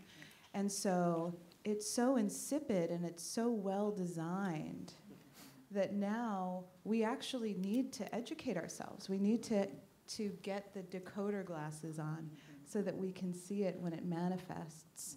And I don't think that it's a challenge for white people, although it is. I mean, I think that that's a huge part of it.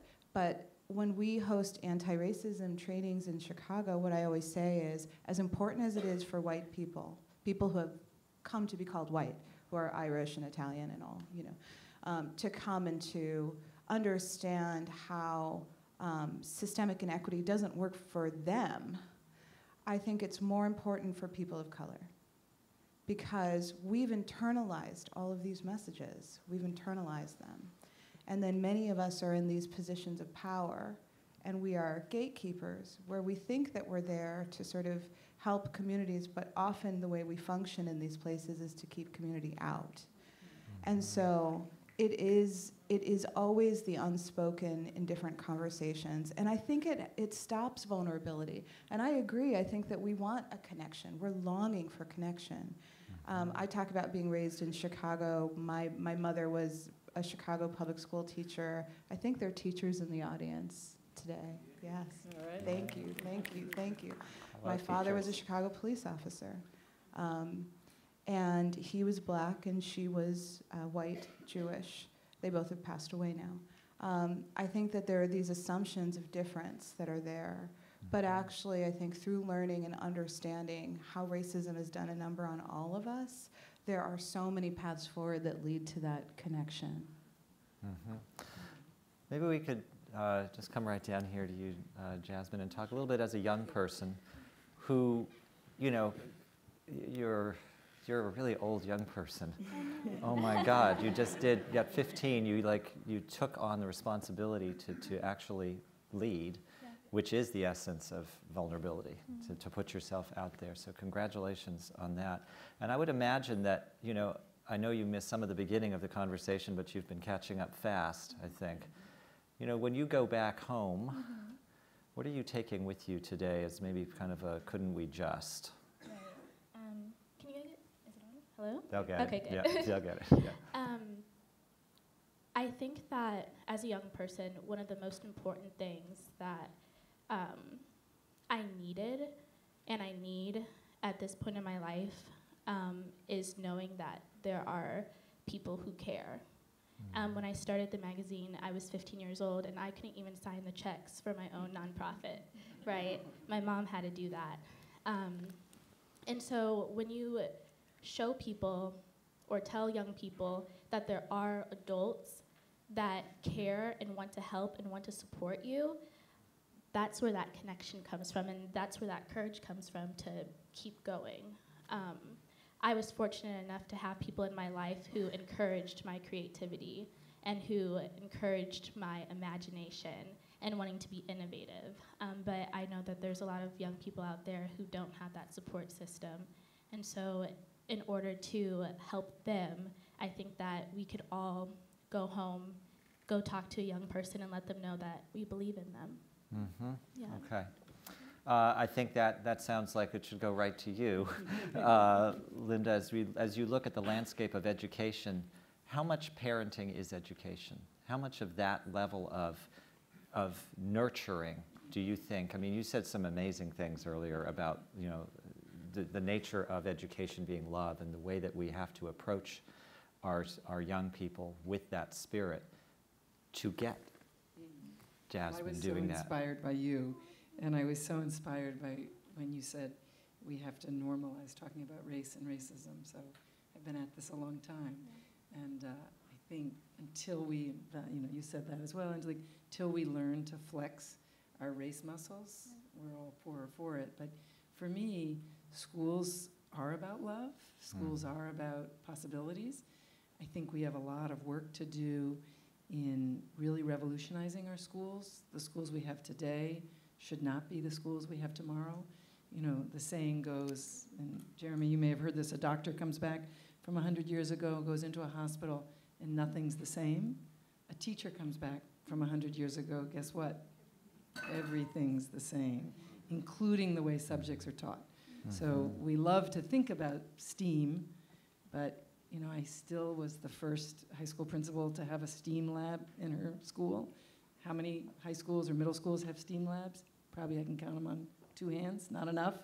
So we have a lot to do to change the way we're thinking about education. And you know, I sort of have 2 things I harp on. One is, and I'm very extreme on this, one is we must abolish high-stakes testing.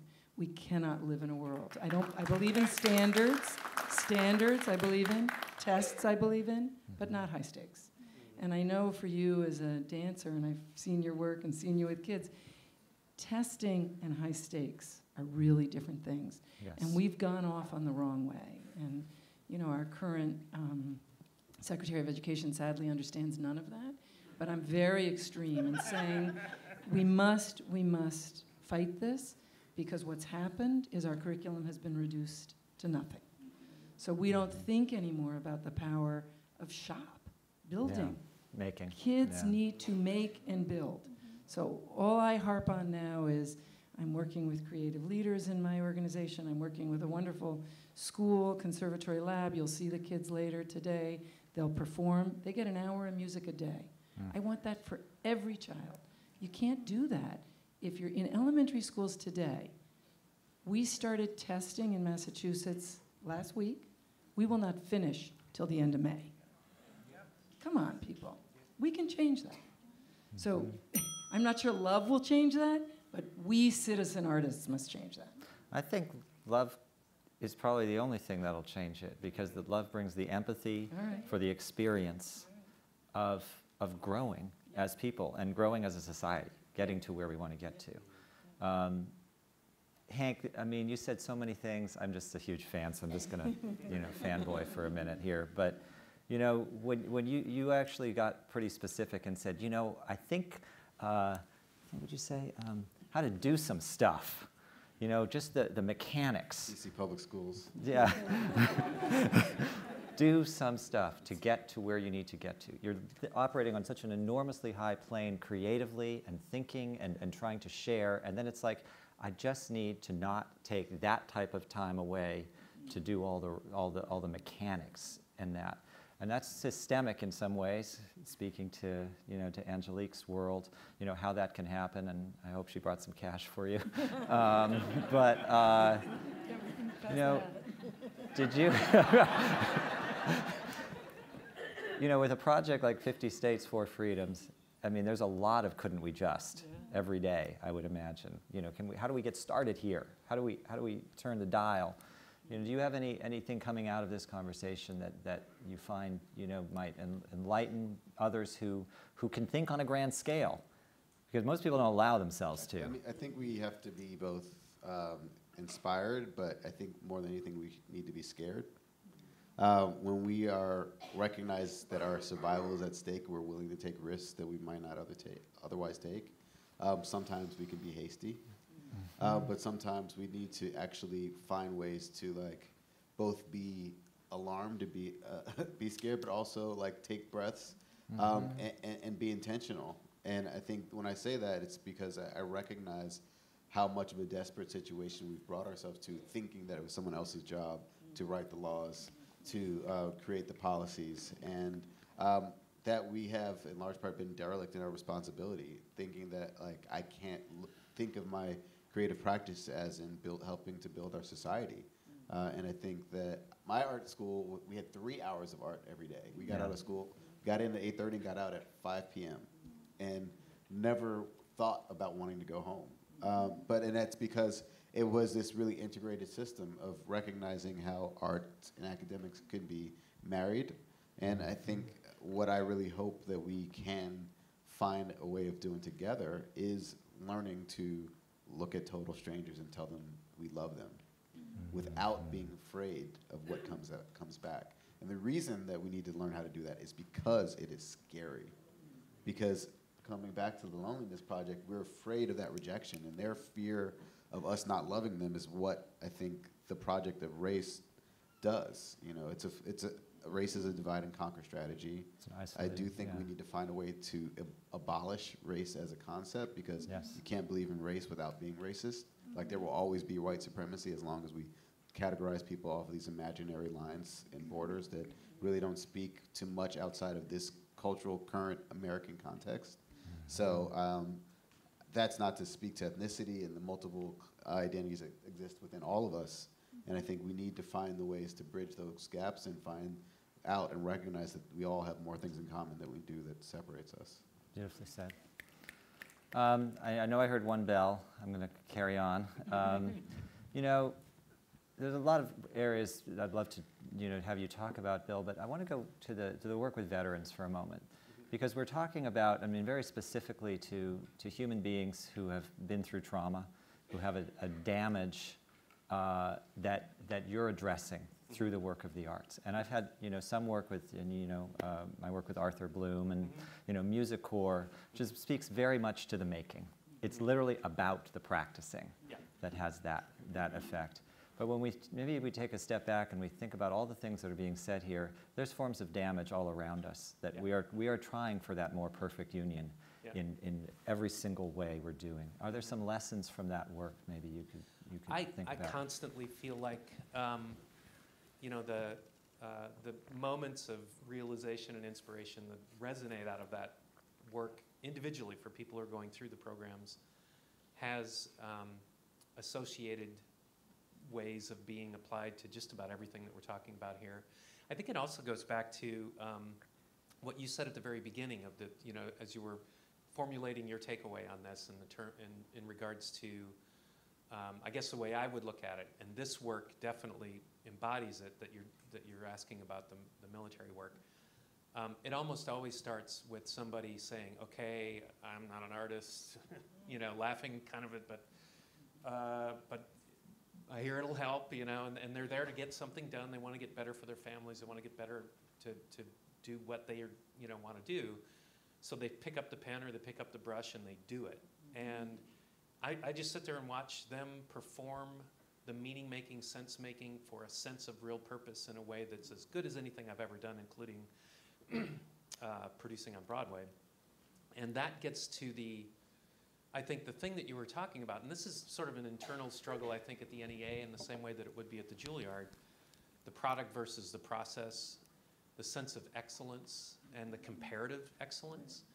I think it's really important for us to understand excellence, to be able to define it and to be able to recognize it, but then also to understand how that embodies all of us, and that we think about process like you're talking about in terms of broadening the participation of how people employ this for their own human development, as your community around your magazine is doing. and that's really the point. So then you have a real need for the excellent stuff to be recognized and shared, but it's not just necessarily a comparative thing where, you know, the purpose of the arts can sometimes feel like the ability to make stars out of people and to understand how to fall in love with what they do and to recognize why that's better than that. And I think that it's the process in making versus product, and we still want to celebrate the best and understand how to get there, but also keep it connected to the broader, you know, whether you want to call it broader participation or equity or whatever, it depends on where you stand. But I think there's a lot broader audience interested in that than in the ways that we can sometimes, you know, emotionally react to the problems that we're facing. I would just what? No, wait. Wait. I would just say that that idea of, you know, a doctor saying, you know, I can't remember exactly how you put it, but what's your creativity like? How are you on your creativity? Is a universal goal. I think that is, you know, we're talking about education, health, and, you know, finite resources today. That is the whole thing. It is like, how deeply are you actually living? Thank you all. Thank you. Great. Now we're going to buy a date, right?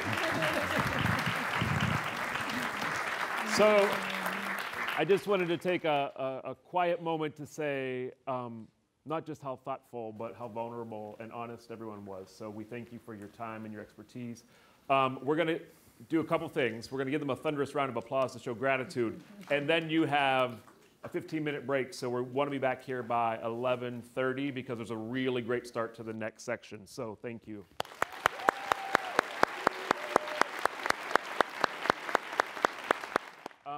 It's really a privilege to introduce our next performer and one of our conversationalists.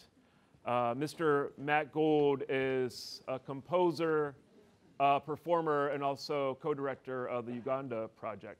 And we're so thrilled that he is with us this morning. So let's do another round of applause for our next guest. Thank you. Thank you. How you all doing? Yes. It's really good to be in Washington, D.C., home of the Watergate scandal. Yes, I got to stay at the Watergate Hotel last night, and I did create a little bit of a scandal of my own. I had to be here very early this morning for sound check, and so I thought I would sort of treat myself with that thing where you put the breakfast order on the door where they charge you like $40 for toast. And so I had come back from that dinner, I had undressed, I'm in my, boxers, and I go out the door really quick to put the thing on the door. Yes, the door latches shut. This is true. I'm like on the 8th floor, hallway of the Watergate. I'm like, there's gotta be a phone by the elevators. I run to the elevators. Nobody has a phone anymore. I have to speak at the Kennedy Center tomorrow. This is mortifying. I run back to the room. I knock on the door across the hall. I'm like, please let it be a dude. Please let it be a dude. Please let it be a dude. My worst nightmare, it's a British lady. She's like, can I help you? I'm like, I'm so sorry I locked myself out of my room. Can you just please call downstairs and get them to send somebody? She's like, oh my God, this is classic. This is classic. Is she here? Is that British lady here? Is that like... She's gotta she isn't here. It's true. True story. So that was my welcome to DC. I'm really glad to be here. Yes. So I've been thinking a lot lately about how we wind up in the places where we wind up. Every one of us here today wound up at the Kennedy Center because of a million different little tiny choices that we made over days, weeks, months, years that brought us here. And one of the choices that I made that brought me here today was that I, about 18 years ago, joined the Peace Corps.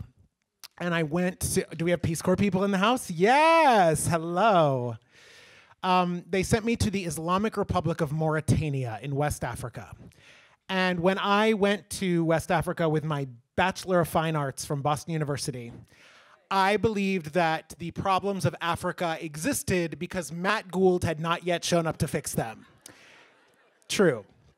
And I got there and very quickly realized that I was not going to get to be the great white savior that I wanted to be. But a group of young women at the school where I was teaching said to me, Mamadou, they called me Mamadou, Minjidi Wade Teatro. We want to do a play. I was like, that's my shit. I got you. What do you want to do? Said, we want to do a play about forced marriage. That was something they were dealing with. I said, I have just the play. It's called Romeo and Juliet. It's by William Shakespeare. You're going to love it. Do you know this? They were like, Mingandadum. We don't know this play. I said, just trust me. It's going to be amazing. So we go through weeks and weeks of rehearsal. We're rehearsing this play. We get to the night of the performance. We're out there in the middle of the Sahara Desert, rolling sand dunes. No electricity. But on our school's soccer field, there's a goal post, and we hang a light bulb off the end of the goal post, and this light bulb is run by a car battery.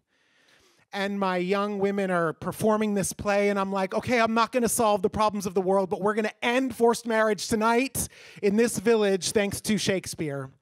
And they're doing this play, and we get to the penultimate scene where the actress playing Romeo comes in, and she sees Juliet, and she thinks she's dead, and she calls up to the heavens, oh Allah, hol sababu awadidum Allah, berenderam and amusi, and she takes her knife and thrusts it into her chest and falls down dead on the sand. And then Juliet wakes up, because she was never dead in the first place, and she sees Romeo lying there, and she goes, oh Allah, hol sababu awadidum Allah, berenderam and amusi, and she takes Romeo's knife, and she thrusts it into her chest, and as she's falling down to the ground towards the sand, you hear the audience start screaming, Sukunduma Juliet, Sukunduma Juliet, your hair, Juliet, your hair. And Juliet reaches into her dress, pulls out a handkerchief, whips it out onto the sand, and takes her braids to the side and lightly falls down dead on the handkerchief.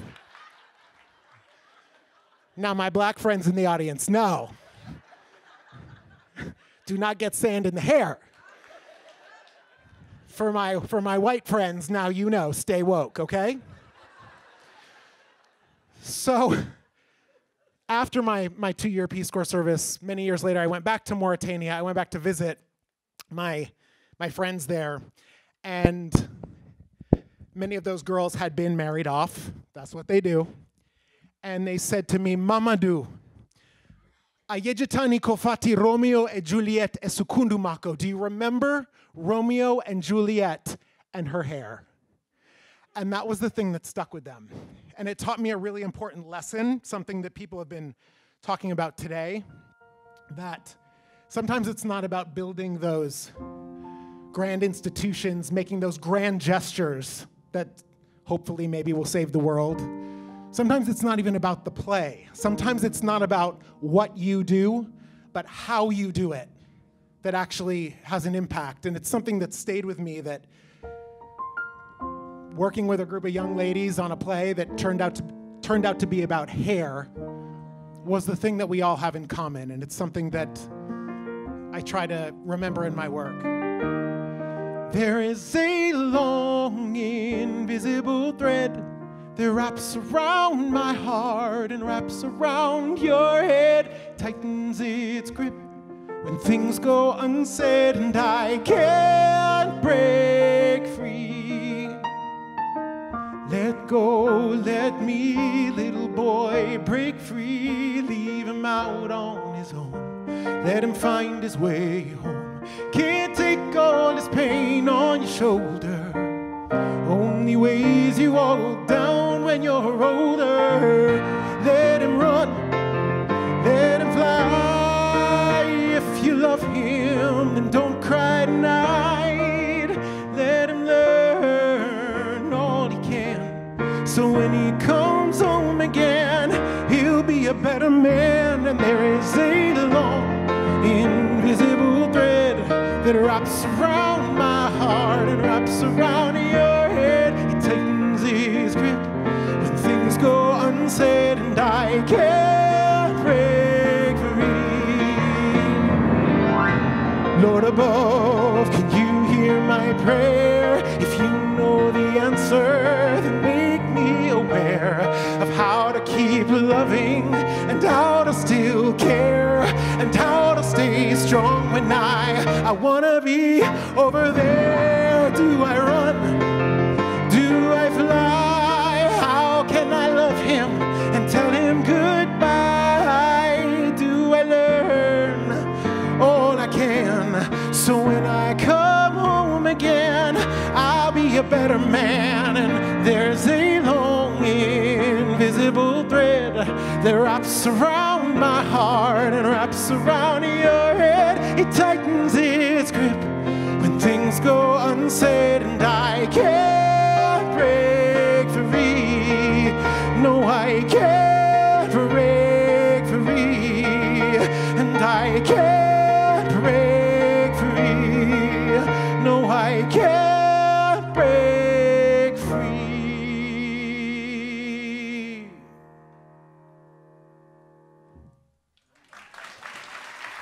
Thank you, guys.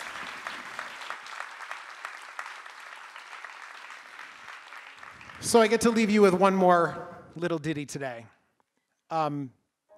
Before I do, I should just say, usually I get to come and do these things with my dear, beautiful husband, Griffin Matthews, who I wrote that last song with. It comes from our show, Witness Uganda, which is about his experience as an African-American living abroad in Uganda, trying to change the world, messing a lot of stuff up, running into all kinds of problems about race, and those problems exist everywhere. He's not here today, not because we're getting divorced. We're all good. But Griff and I just became foster daddies. Yes. We're really excited. We after a whole lot of training and paperwork and home study, about 2 weeks ago, our social worker called and she said, guys, you're approved. It'll be 2 or 3 more weeks, and then you'll have a baby. And we were like, that's perfect. We have a concert in New York. We got to go to the Kennedy Center. After that, we'll be ready. 2 hours later, she called and said, guys, we got a baby. Are you ready? And we were like, no. Told Mario we're going to be at the Kennedy Center. We're not ready. And we sat across the table from each other and we went, oh my God, we're trying to play God right now. We're trying to dictate and mandate when this baby's going to show up in our lives. And it was another lesson to us that, you know, you don't get to choose when the call comes. The call comes when the call has to come. And listening to a lot of those speakers today, you know, again, a lot of times I think we're like, what are we going to do to change the world? And what a lot of those speakers keep saying is like, it's happening right in front of you. It's like this thing right now, what you're doing right now, that's the thing. That's the call. And I always say this about our work in Uganda. I always say we go over there thinking we're going to teach them so much, and they end up teaching us. And when we went to pick up that little baby boy, that lesson that he gave us in that first 2 seconds, that lesson of love that he gave us, that when the call comes, you just have to answer the call. It always comes at the wrong time, but it is always the right time. And this song is for our little boy, Galileo Love. And it's something I wrote before he was even on this earth. But the art usually knows sooner than you know. So this is for Galileo.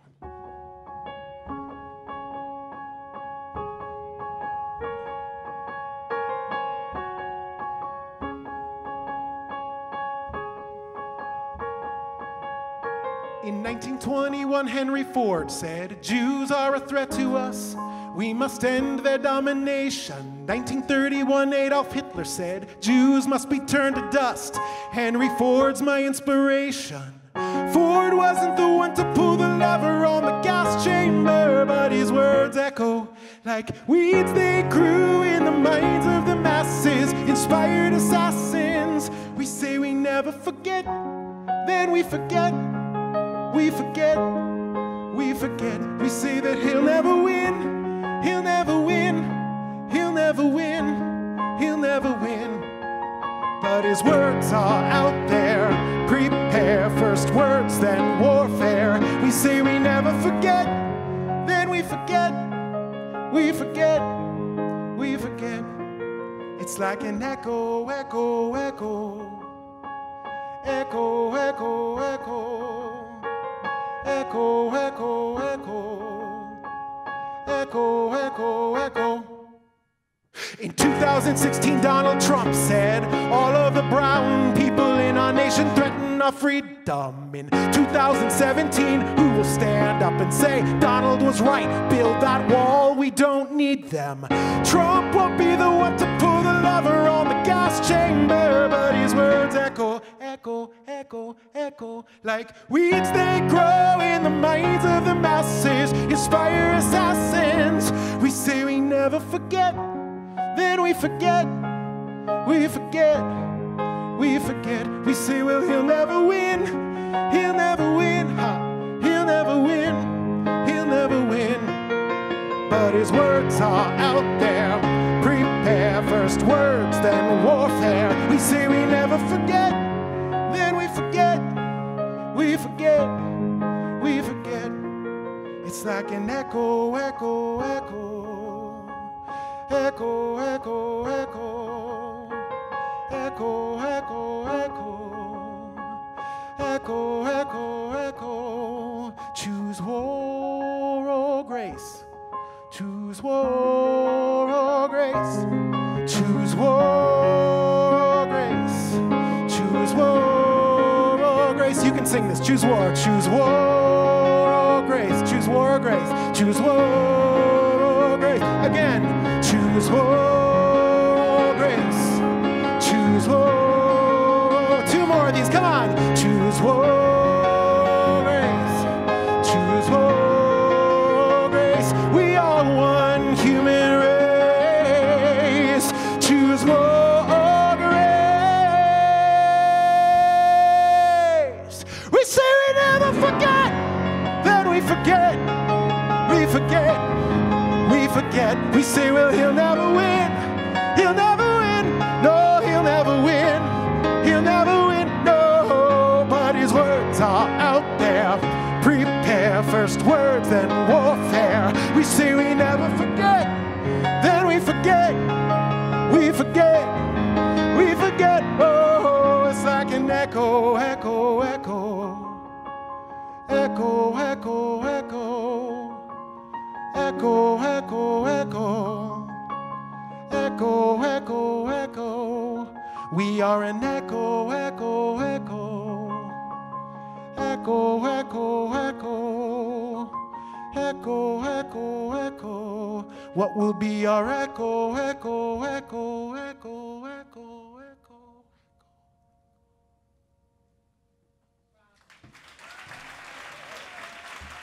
Thank you. Thank you all. Thank you.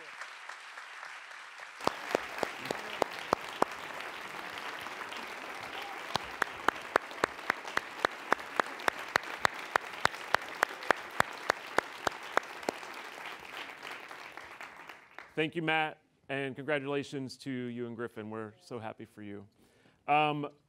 Just in the brief 15-minute break we had, I don't know about you, but I had conversations with 5 people that told me 5 different stories about connections that they found in the room this morning that they either re-remembered, discovered anew, or completely just sort of blew their mind. They're like, I went to school with this person. They're an alumni. I know them from this place. Did any of you guys have that experience?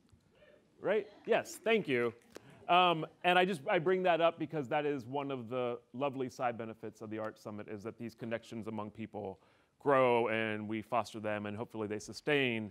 And a brief story, my very best friend in the world, Rachel, went to BU for acting school and was a classmate of our friend here that just performed.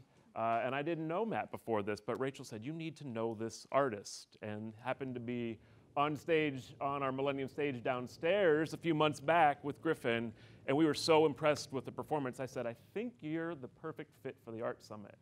So you just never know when these connections are going to be made.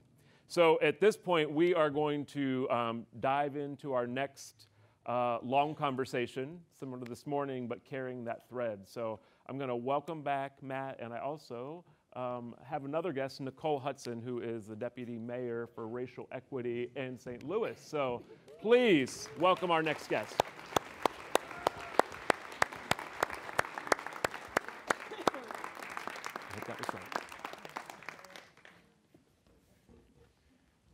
Want them to bring the piano back out? Maybe we can do a set instead of having this conversation. No, we need to talk to you. I was fully back there adding harmonies to your awesome song. We should have done an acapella thing. We should have. We'll do it. Yeah. Hi. Hi. Am I on? You're on. You hear on. me? Okay. Yeah. So I think you're supposed to. I'm ask the interviewing question, you. but I want to ask before we go there. Okay. You touched on being a white man in the Peace Corps who went to this country of brown people, and I think you might have even used the words "help, save, and fix." What was it like for you to come to the realization that that wasn't the thing? Devastating. Huh. Devastating. I think we're taught in this country that, I should say, as a white guy, I'm taught in this country I can do anything. Right. And so when I very quickly learned that I couldn't do anything, that was soul-crushing for me. And I spent a lot of years really, really depressed. And it took, I say this to Griffin all the time, but it took meeting an African-American man who could go like, honey, you have lessons in there that are worth telling. It took his experience teaching me how to synthesize what that experience was. Yeah. And so yeah. Cool. Now you're married to, or you are getting married. Yes. Are we allowed to talk? Can we talk personally? We can talk personally. Let's go. Let's go. There. You're getting married to a white man. Yes, he's back there. He's very attractive. Yes. Is that? Sorry. I mean, I think I pick him well. You but, do, girl. Yes. Yeah. Okay.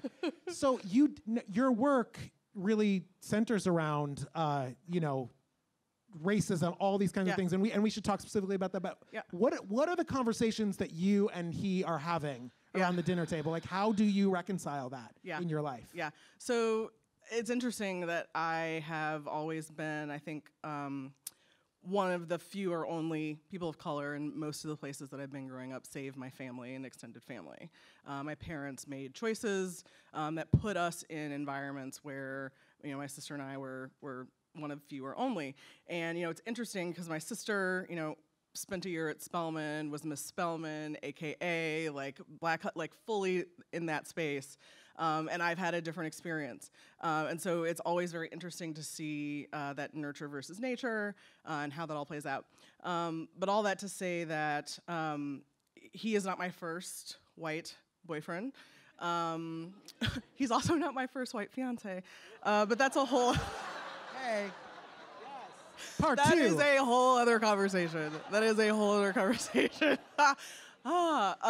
And this is the first relationship, I think, because of my work, because of where my work is, where we have had language to talk about how the political and economic structure of race works on us as individuals and how that finds its way into our relationship.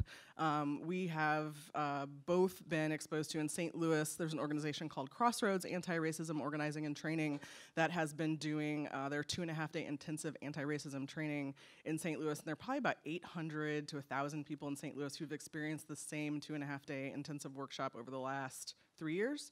And he and I have both been in and out of that workshop a number of times because we're kind of organizers for it and I use it in my work. And because of that, we are able to be in a conversation or be in a disagreement or an uncomfortable place and be like, you know what? This is my internalized racial oppression that has me, letting you get away with this or beating up on myself about that. And he's able to say, this is my internalized racial superiority that has me not centering, you. And so, it has given a language to interact as in relationship, in the most intimate of relationship that I've never had before. And I've seen the same thing play out, in meetings and in strategic policy situations where there's somebody in power or with a different piece of power that is from a different racial group than I am, and we're able to have that conversation and even strategize about who should be the one to say this and who should be the one to come behind this way because of the way race politics works and because of how all that plays out. Is the answer to... You're in a political position now. You also have a theater background. Yes. So is the answer to the problems that we're experiencing in our cities right now, is it a political answer? I don't think you can have politics without understanding motivation, understanding how different disciplines and different points of view come together. And it could be that I'm a hammer and everything's a nail, but I feel like my theatrical background and training, and I was a 5-year-old girl who knew she wanted to be a producer on Broadway, and I do not it's a lot of the same skill set to understand which design needs to come first? How do these two things need to interplay? I've sat in rooms, especially over the last couple years between Ferguson and the Stockley verdict, where there are political people who agree on what the people in the street are saying, and they're still not executing. It's because there's that gray area in between an idea and even an agreement and actual execution up against the structures that we have baked into our society. That is the stuff, and you need somebody or some pieces of bodies who are creative and are able to get out of their boxes and who can see the complexity to guide and push people through that. And so I think you could call it politics, but I think at its core, this artistic, creative approach is critical to getting us through. I mean, when you look at how, that quote at the beginning, a couple people have come back to it, but racism is so entwined in America that when we protest racism, people think we're protesting America. I don't understand how you solve any of what we are faced with today without going there. You're gonna have an incomplete set of tools if you're gonna go after a solution that doesn't recognize the true diagnosis of the problem. We got to talk last night a bunch, which was lovely. Are you generally hopeful about the direction that we're moving? The city that you live in, I read in an article you wrote, it's like 40% of the city is like, not, you're looking at me like, oh God, which you're thing? asking. Which thing did I say? Well, it's just, you like, there's a lot of like turnover in that city. People are like, is there forward progress, or are we just taking the cycle around one more time again? What's going on? Yeah, so we were talking yesterday how we went to the history of our National Museum for African American History, spent 7 hours over 2 days. And the thing I was struck with most was just how repetitive some of this is. So to recognize that we have had exceptional speakers and exceptional leaders, we have had exceptional resistance, we have had creativity and resistance, and so we have to constantly be asking ourselves how we are not doing the same thing. We have to constantly be pushing deeper to say, how is this different? How is this not the same? Learn from and stand on the shoulders of many of those who have sacrificed and paved the way. And what am I adding to this that is not the same? So when I think about St. Louis, I have a T-shirt that I actually was wearing at the museum, which was not planned, that says Missouri compromising since 1820. I think that and if you go to the hashtag Missouri Compromise, you'll find some of my posts. But this idea that we set ourselves up in a compromise as a state, that we have this constant tension between our urban centers and our rural, majority. We make a change in St. Louis, raise the minimum wage, something people are calling for, and the state says, nah, can't do that. So all the different ways in which that compromise and tension plays out in us today is important to realize. So St. Louis innovated. We were the first city who put to a public vote legal segregation. It was turned over, and then we started restrictive covenants. And that went on for a very long time. So we've innovated in ways in which we segregate and restrict access. And I believe that because it is so stark, because it is harder and harder to not deal with what we have made, that we are also in a unique position to innovate solutions. And I am hopeful that the critical mass of people who are kind of understanding what the true diagnosis is getting to the place where we will apply that innovation to solutions. I'm also realistic, so I continue to try to be specific, try to be truthful, and try to keep urgency in my ideas. There's often a criticism that we sit in rooms and theaters and have ideas and talk about them and are very smart and have lots of good quotes, but people are dying. This is life and death for some people. And so how do we keep that urgency and those feet on the ground and those lives on the ground in a forefront to how we are truthful and how we are innovative? I think that we are uniquely placed to do that as a city, and I'm hopeful that we will rise to the occasion. You're so badass. I really... No, you are. You gotta read about her. She's amazing. The bell's gonna ding. It's gonna ding. We're gonna ahead of bring time. We won. Yay! You're amazing. Thank you. Who am I passing to? Ryan. Yes. Should we do a dance number really quick? Here you go. Welcome. Thank you. Yeah, I can't dance. Or sing. So. We'll talk about Do you have a secret theater background we need to discuss before we get going? No. Okay, just checking. So one of the things I learned about you last night that like blew my mind and I thought was really pertinent to this conversation and this gathering is that the project that you're working on right now is your graduate thesis.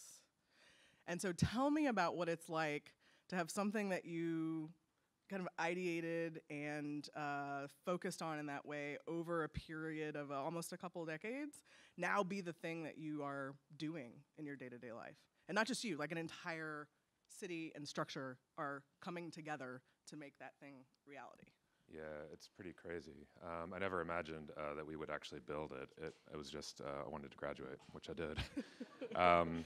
The project is the Atlanta Beltline. It's a 22-mile loop of old railroads that we're repurposing for a transit line, greenway trail, economic development, community revitalization, public art. There's an arboretum. There's a public health component. There's all these different kinds of things, massive urban regeneration kind of project. And yeah, it started as my graduate thesis, and but it really started as a movement of people. And so in the beginning, we built it around a grassroots movement of people that made it inclusive of everybody, and now we're holding it accountable to that. So yes, it's incredibly exciting to watch, and you know, my kids are growing up with that as their worldview, which is pretty incredible. Yeah. But also, you know, the economic forces at play in Atlanta are pretty powerful, and there's a lot of people, you know, who are vulnerable to those changes. Yep. So you used a word that's one of my favorite words, which is accountability. And so what does that look like in this process of going from something that was very grassroots, bottom up, to something that now, as you were saying, has all of these sort of bigger economic interests in it? What does accountability look like in that process?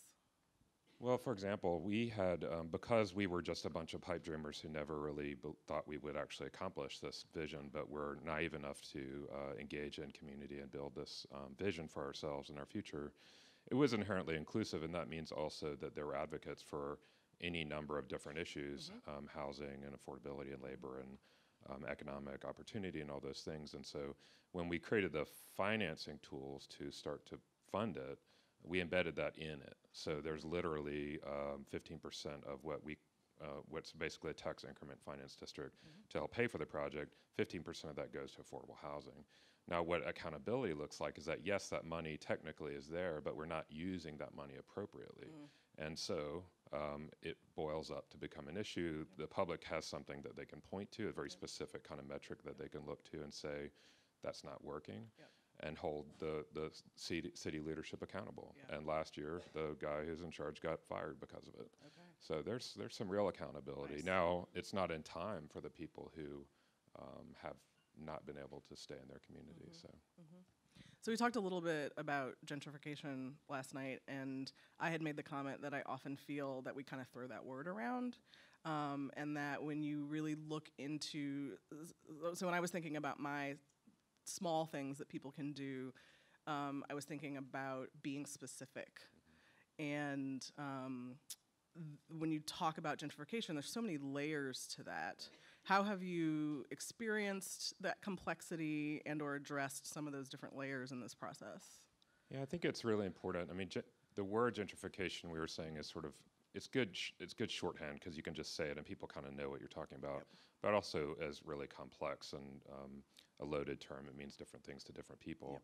It's much more helpful to be specific about what you're talking about. And again, because our project, this vision, was built around people who, inclusive sort of approach to people who care, it wasn't ever like we shouldn't do that because of gentrification.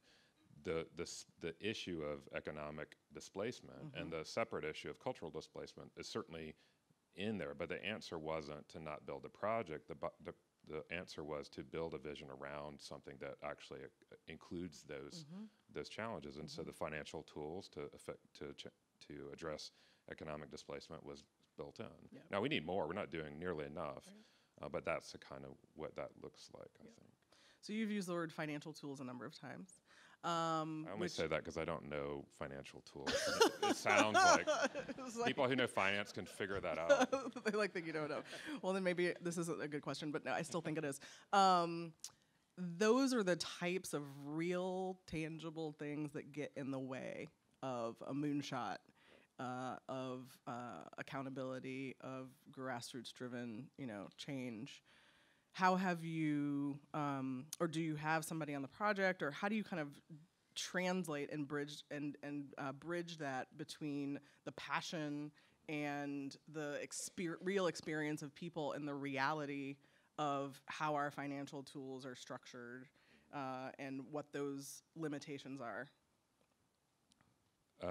Wow. I don't know. Well, there's lots of other challenges in addition to building, to doing things. And so my approach to my work generally, and certainly what I learned in this process, because it's been a learning journey for me for sure, is that what's compelling about it, what gets people to do the hard work of it, is that there's a vision, there's some idea of where we're going, what we're going to be, what this adds up to, what our lives are all about, and that vision for this project is built around a really beautiful idea about how we're going to live together, how this thing is going to tie us together, how we're going to, this barrier, this old railroad, which is historically a barrier between places, now becomes a meeting ground. Literally in real life, people walk in and they meet each other.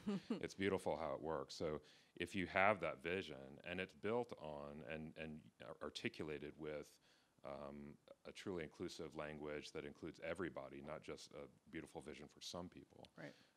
Then you can follow up with all the details to make it work. Yep.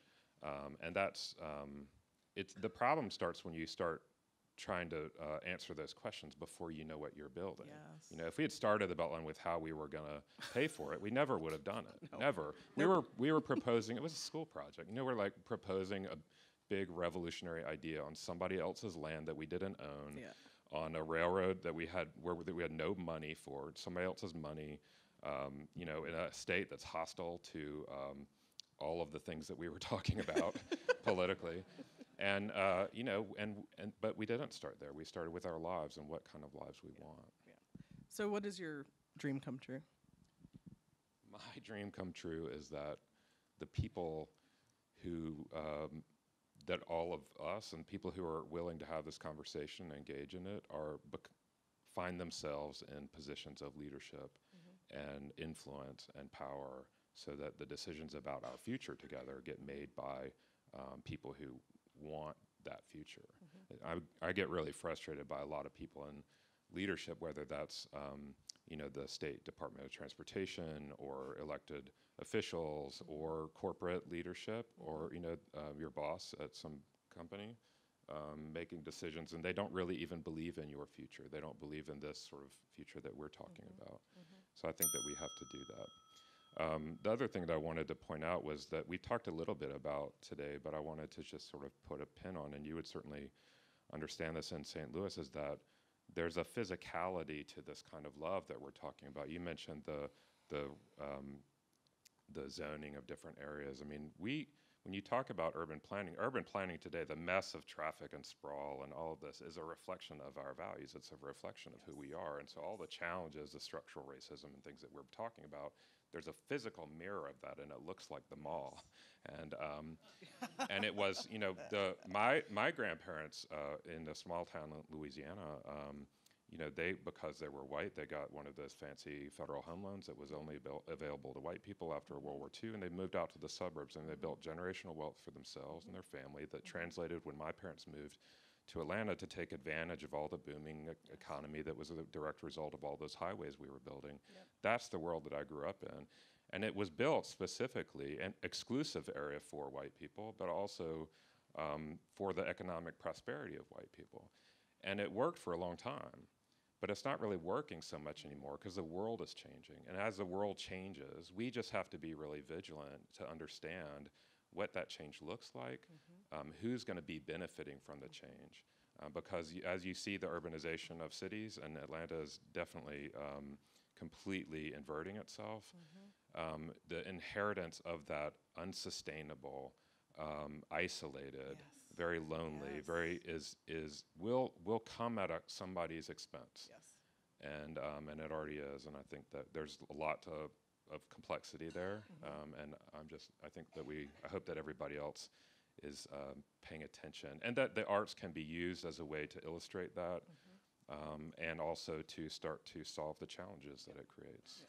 I had a question for you about, I think in your bio it says the cultural side of infrastructure, but you answered it without me having to ask it. Perfect. And that was our bell, so Yeah. I think you're staying. Thank you. Thank you.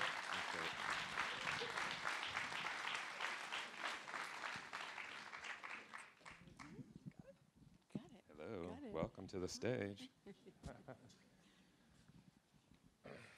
Hey, Ryan. So, you have the distinction of being one of the last folks I in am. this. I'm the before lunch, better than the after lunch. But today, I don't think anybody's going to go to sleep. What have you taken the most from Oh my the God, conversation I have today? been scrambling in the dark. You actually was sitting next to me, so you know that. Yeah. Partly because so many words were used by so many people. Right. So I'm Valerie Fletcher. I run the Institute for Human-Centered Design headquartered in Boston, Massachusetts. We're a global nonprofit focused on the role of design in social equity. And I've taken pleasure for many years in always having another country I can play in because we're global, and sometimes that's been pretty desirable. I can pass as Canadian if I have to. These days, I find myself more and more compelled by being in the United States and being in a place where I really need to frame a sense of urgency, words used by many other people, worried very much about the echo. So I am focusing, certainly still globally, but I'm really focusing on my own country and my own city. We have converted in recent times from the use of the term universal design to inclusive design. Once upon a time, not so many months ago, we actually talked about diversity and inclusion as if we'd already sort of been around that game. And now it feels so threatened. And stretching out inclusion to include not only ability and age, which has been the tradition. We added culture 10 years ago, and now economic status. So I come from my background is in architecture, and familiar with like the Americans with Disabilities Act and what design in that way looks like. But to update me on that, I mean, I'm used to that for universal design. But what do you mean by that, and how would your work manifest itself in the world? We actually are totally devoted to the idea of design as a civil and a human right. Unfortunately, it's harder to make that pitch outside the U.S. right now than inside the U.S. But it's only a baseline.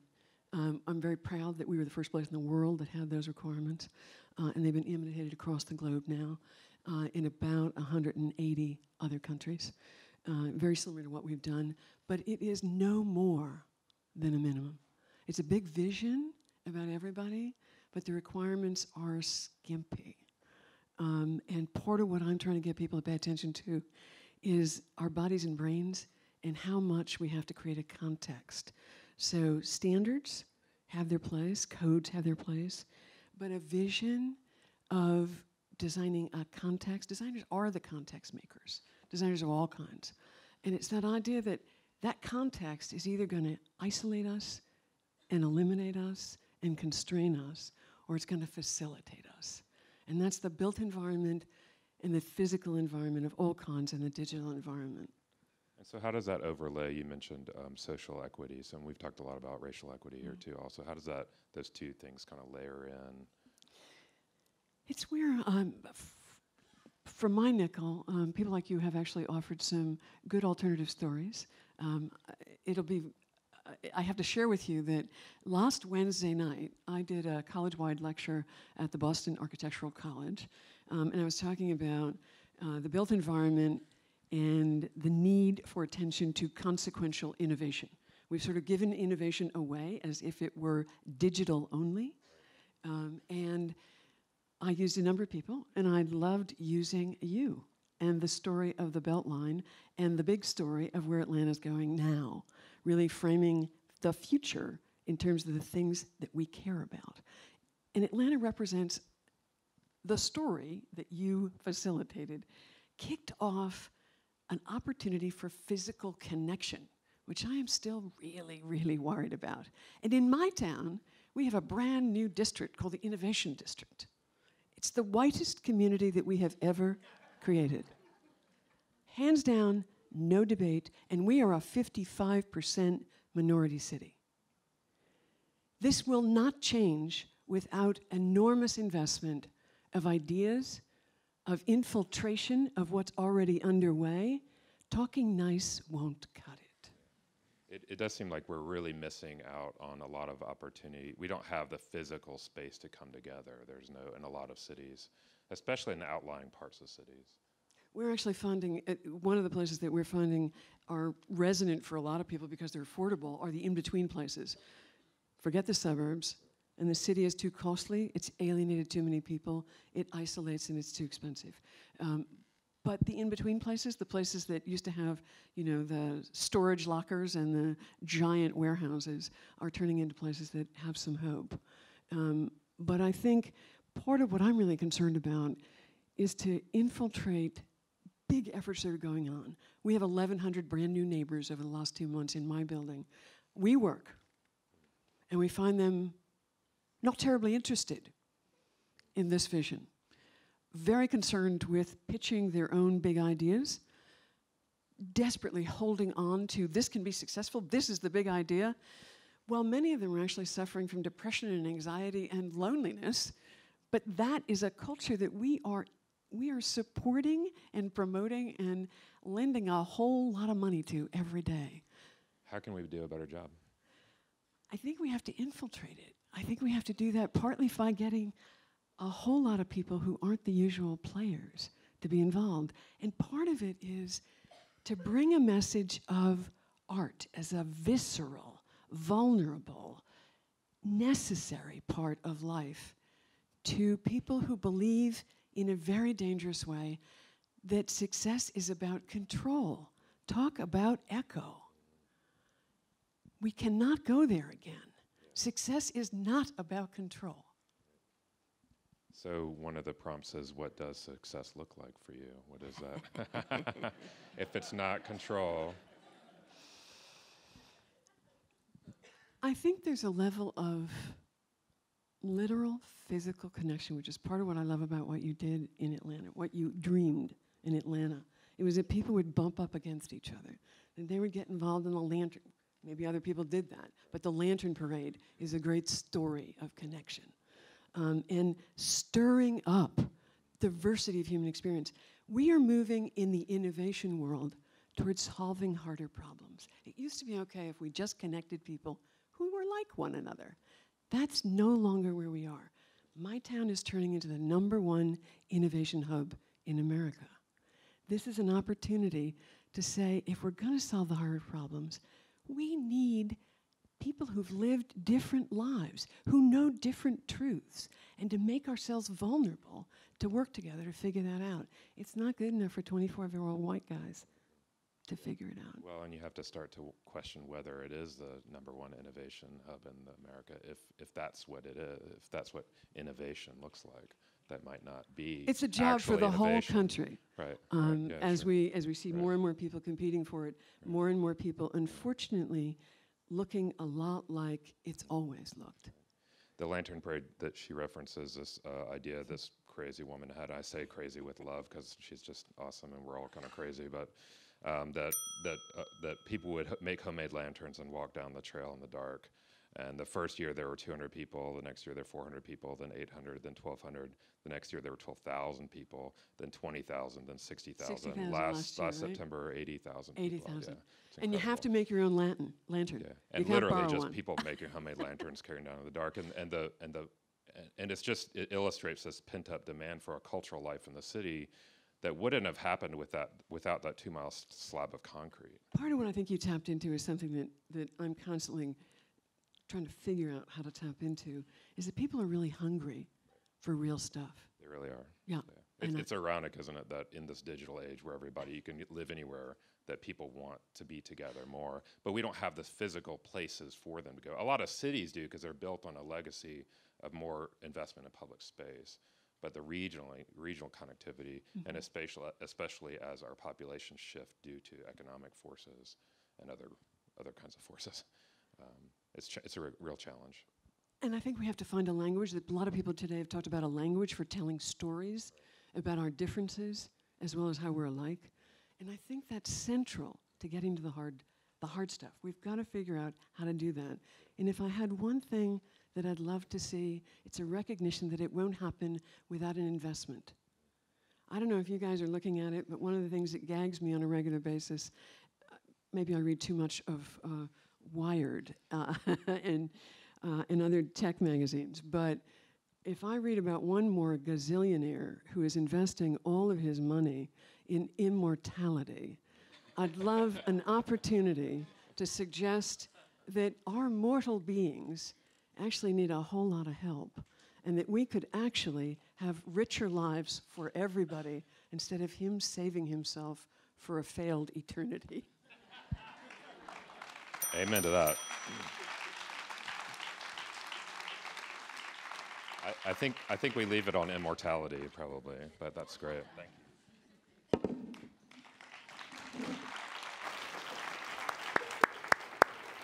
Let's hear it again for Matt, Nicole, Ryan, and Valerie.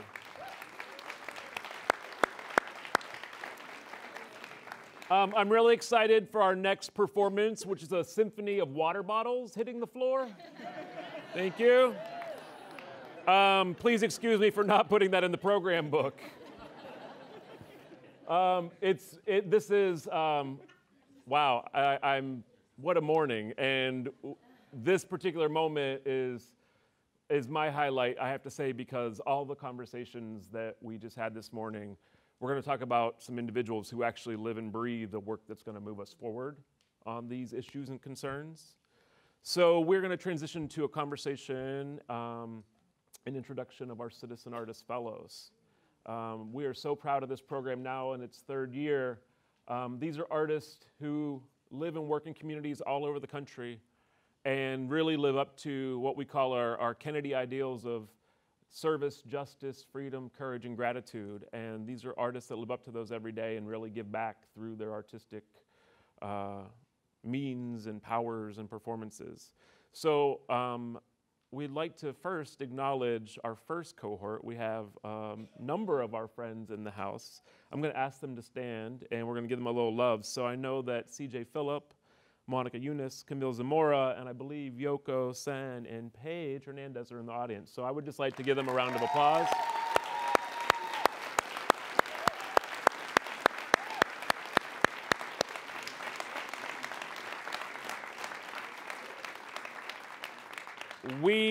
We had some of the most honest conversations I've ever had in my professional career about what this fellowship and relationship should look like, and we absolutely stand on your shoulders, and thank you for your contributions in designing the next steps forward. So it is now time to celebrate and hear about the 17-18 cohort, and please enjoy this little video.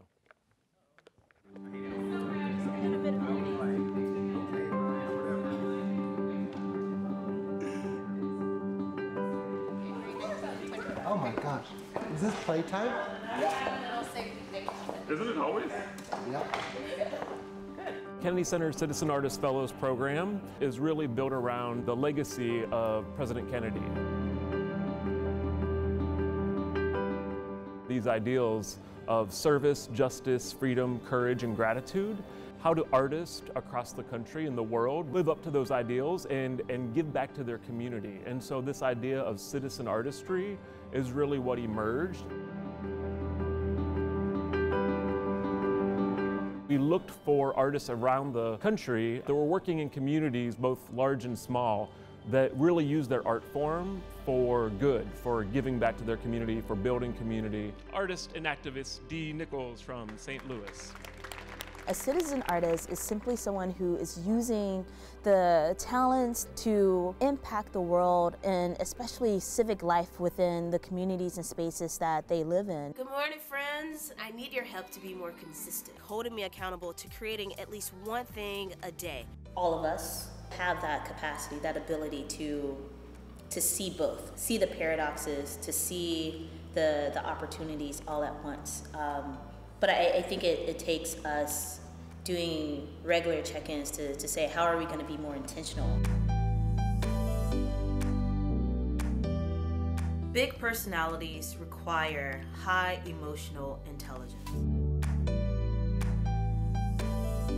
With the Kennedy Center, we can really amplify the efforts that we're already creating. Dressed in a business suit, not sure what to do, not sure of who I would find. I believe that everyone is born with a gift, and by engaging with my work, hopefully someone else can unlock theirs.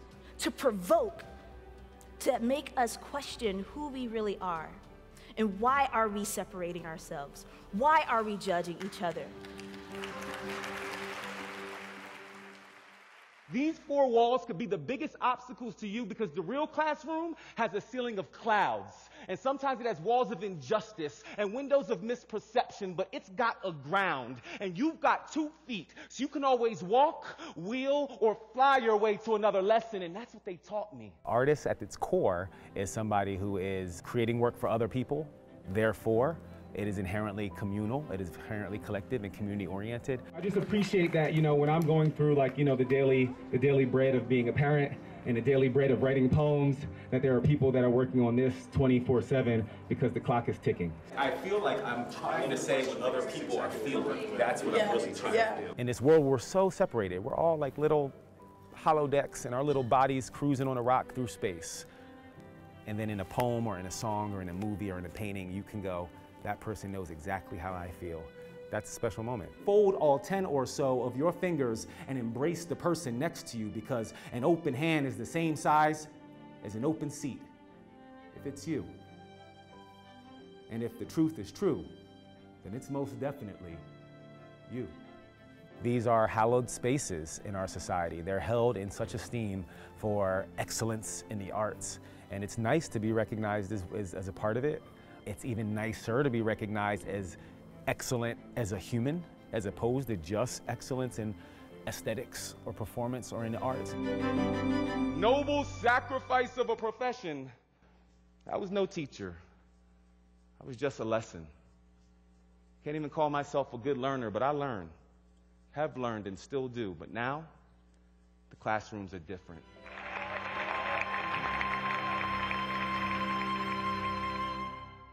What makes me a citizen artist is that I can think about things about what it means to be a citizen, and to understand that to be a citizen is not just about documentation, but also about participation and production. New York City subways are where a lot of these different cultures come together, and that's where they intersect.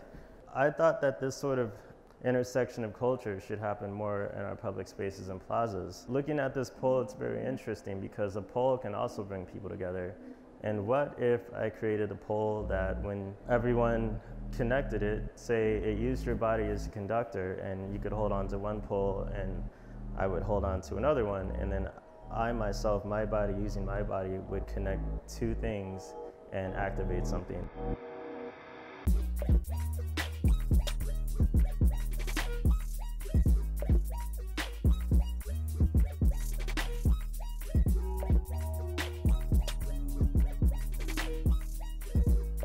What drives the work is seeing that there are so many underreported stories that need to be told in the news, and thinking of ways to use art to bridge the gap between those stories in the news. When I see the news, they're only showing a subject that they want you to focus on. They're not showing this system.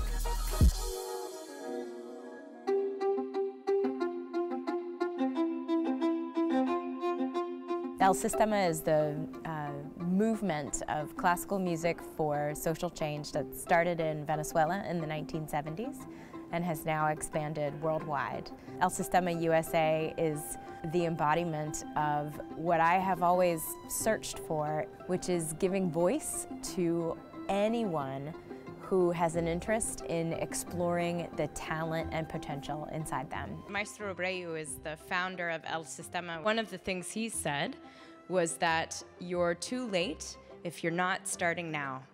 And none of the preparation in the world will prepare you for a perfect response. And so it's most important that you begin.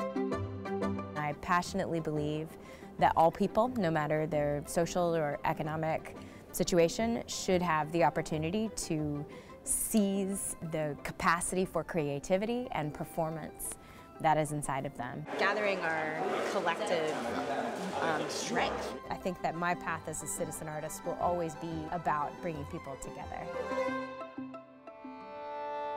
Citizen artists have a role to heal our nation, but we also have a responsibility to provoke and to disrupt and to start conversations that may not be happening right now. How do we create a platform and a pathway from arts engagement to civic engagement? Ladies and gentlemen, it is my absolute honor to welcome you to this third Messiah project. We are presenting excerpts of Handel's beloved Messiah alongside a series of pieces of music which tell the story of people who experience homelessness and poverty in Los Angeles today. Never in a million years did I think that I would be singing along with members of the LA Phil and the Master Chorale. I came down here on drugs and alcohol, and now it's come full circle, and just overwhelming. When I came here 3 years ago, I had a month clean from a heroin addiction. So today I celebrate the resilience of your ever-expanding souls. When we actually make the space as artists to let formerly and currently disenfranchised people step into an artistic space, we find that folks have access to creative agency, to resilience, to courage, and to making really, really great art. This is a neighborhood. This is a place where the stories and lives of people matter.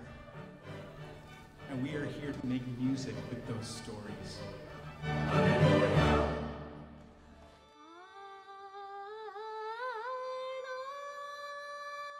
Everything I do as a composer and as a musician and as an artist is really based on the relationships that I form and that I have with people. When I see the news is like, I try to find the person that I want to antagonize the most and think like, what do I have in common with this person? I think so much of our training as musicians has to do with just playing the notes on the page, or how well we play the notes on the page, I'll say. I think we can go so far beyond that into our own humanity and into our shared humanity. That's the role that we can have as not just artists, but as citizen artists. Take a moment. Take a breath. Take time. Take what you need. Those of us who are here are just representatives of what is possible for the arts in general.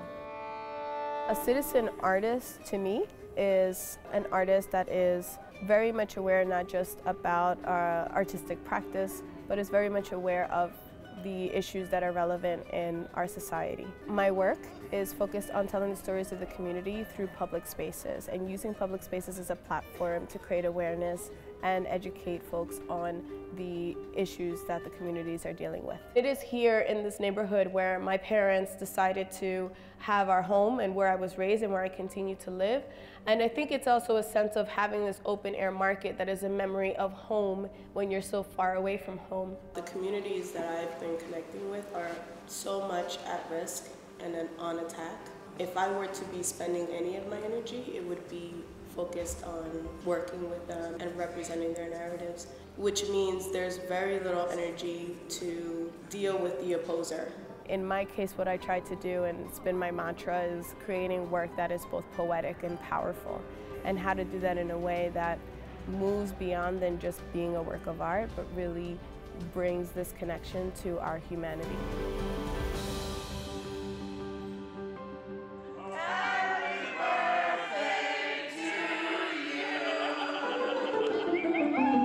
The Kennedy Center has such a richness of people with different perspectives and connections and resources, and sharing those with local artists, young artists like myself. It's so selfless. We talked to them about their local impact as well as what their potential collective impact could be across the country.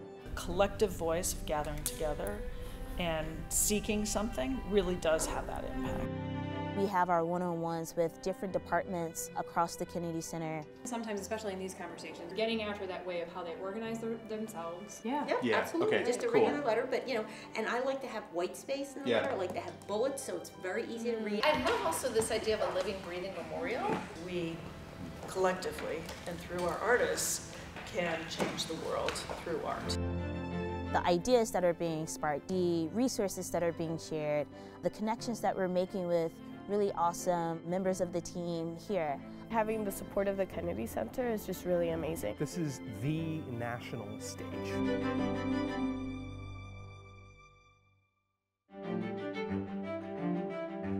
To be able to have a conversation with someone who has had such a broad life experience as Ijeoma has had. All that diversity gives us the tools to survive. And to have him lead us in a conversation of ideas about humanity. The bottom line is humanity. That's, I think, part of our job. Yo-Yo really challenged us to think both about okay, you can do your work, and the work is important, but you've got to always be thoughtful about the bigger picture. This is a photo of our little planet from there. It's a wave. Hello.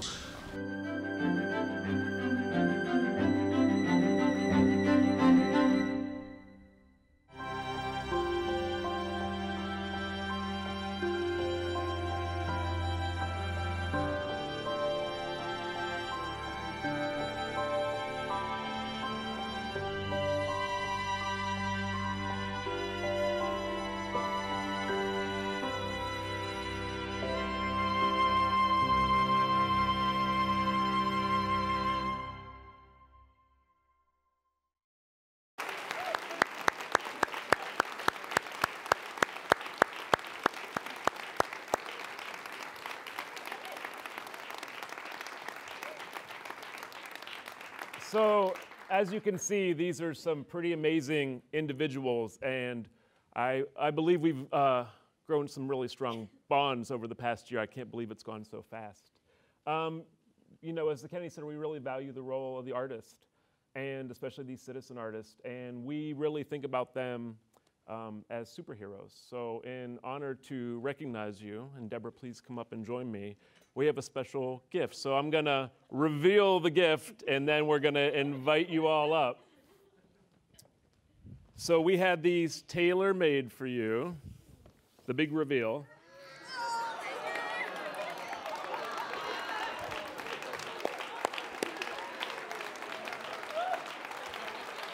So, please join me in welcoming up Dee, Katie, Rena, Ekene, Michelle, and Hakeem.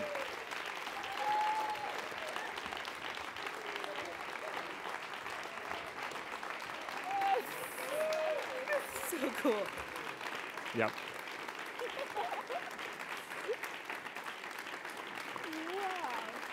So wait, stay right there. Okay. Stay right there. Okay, hold on. Oh. Oh my gosh, this is amazing.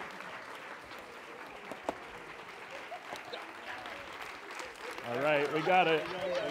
Oh, sorry. And you want to hold DJs? All right. Okay, guys. Awesome. Thank you. Thank you. Yep.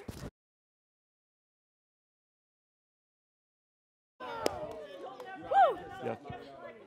Yeah. We also want to call out that in your program books, we have these beautiful reflections that they offer to us from their year experience. So please make sure you read those. And we also send our love and gratitude to Vijay Gupta, who couldn't join us today, but he's here with us always in spirit. So once again, we honor you.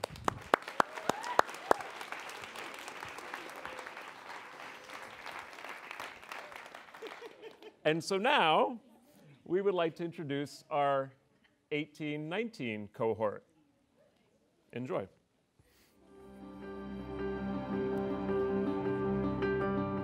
Based in Boston, violinist and composer Sha Pong Liu works to engage diverse communities in music and meaningful conversation. She is a founding member of Play for Justice, a network of musicians and artists supporting social justice causes. In 2016, as an artist in residence for the city of Boston, she began Code Listen, which uses music to support healing and dialogue around gun violence, race, and law enforcement in collaboration with the Boston Police Department, local musicians, teen artists, and family members surviving homicides. Her current work also includes Sing Home, a project that gathers and shares songs from Boston's Chinatown community to create new compositions as a way to start conversations about immigration, neighborhood, and cultural and civic identity. Donnie Rose. Donnie Rose is a community activist, educator, and active member of the poetry scene in his native Baton Rouge, Louisiana. He is the marketing director for Forward Arts, a youth poetry organization that serves more than 3,000 youth in the Baton Rouge area through in-school creative writing workshops, open mics, poetry slams, and a youth poet laureate program. Using his art form to address racial inequality, Donnie has been part of the spoken word and slam circuit for over 15 years and has facilitated spoken word events for youth for over a decade. Through his work and art, Donnie helps youth find their voice in a racially and ecumenically divided Baton Rouge. Justice Harris. Diagnosed with type 1 diabetes at age 14, Justice Harris has combined his experience as a patient with his skill as a technologist and artist to advance medical literacy and improve patient care in his Chicago community. Justice is the founder of Medsculpt, which produces educational content featuring data-driven visual artworks and designs that help people with diabetes who struggle with conventional explanations of how to treat and understand their disease. Justice is an active member of the Chicago entrepreneurship, media, and arts communities where he mentors artists to create sustainable professional lives. Rulon Tongan has worked tirelessly to inspire a new generation of indigenous performers to express their culture in vital contemporary and experimental art forms. She is the founder, choreographer, and featured dancer in The Dancing Earth, a company whose work has been described as rooted in the spirit and energy of the First Peoples and the land. Rulon engages community through intergenerational dance training workshops and full-length theater productions, and she teaches extensively in Native communities across the Americas. Based in Santa Fe, New Mexico, and San Francisco, California, the company tackles themes that reflect contemporary Native people, such as nature, transformation, and decolonization. Omar Offendum. Omar Offendum is a Syrian-American rapper and a poet raised in Washington, D.C. and who lives in Los Angeles. He first felt a strong connection with rap while studying Arabic poetry, which he describes as the backbone of the Arabic language. As an entertainer and activist, Omar has been able to speak to diverse global audiences over his decade-long career. He tours the world performing at international music festivals, lecturing at major academic institutions, and fundraising for humanitarian relief organizations. His first solo album, Syrian Americana, was released in 2011.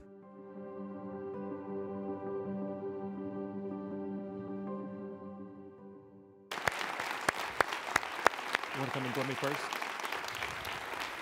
Come on out. Yep. Great. Yeah.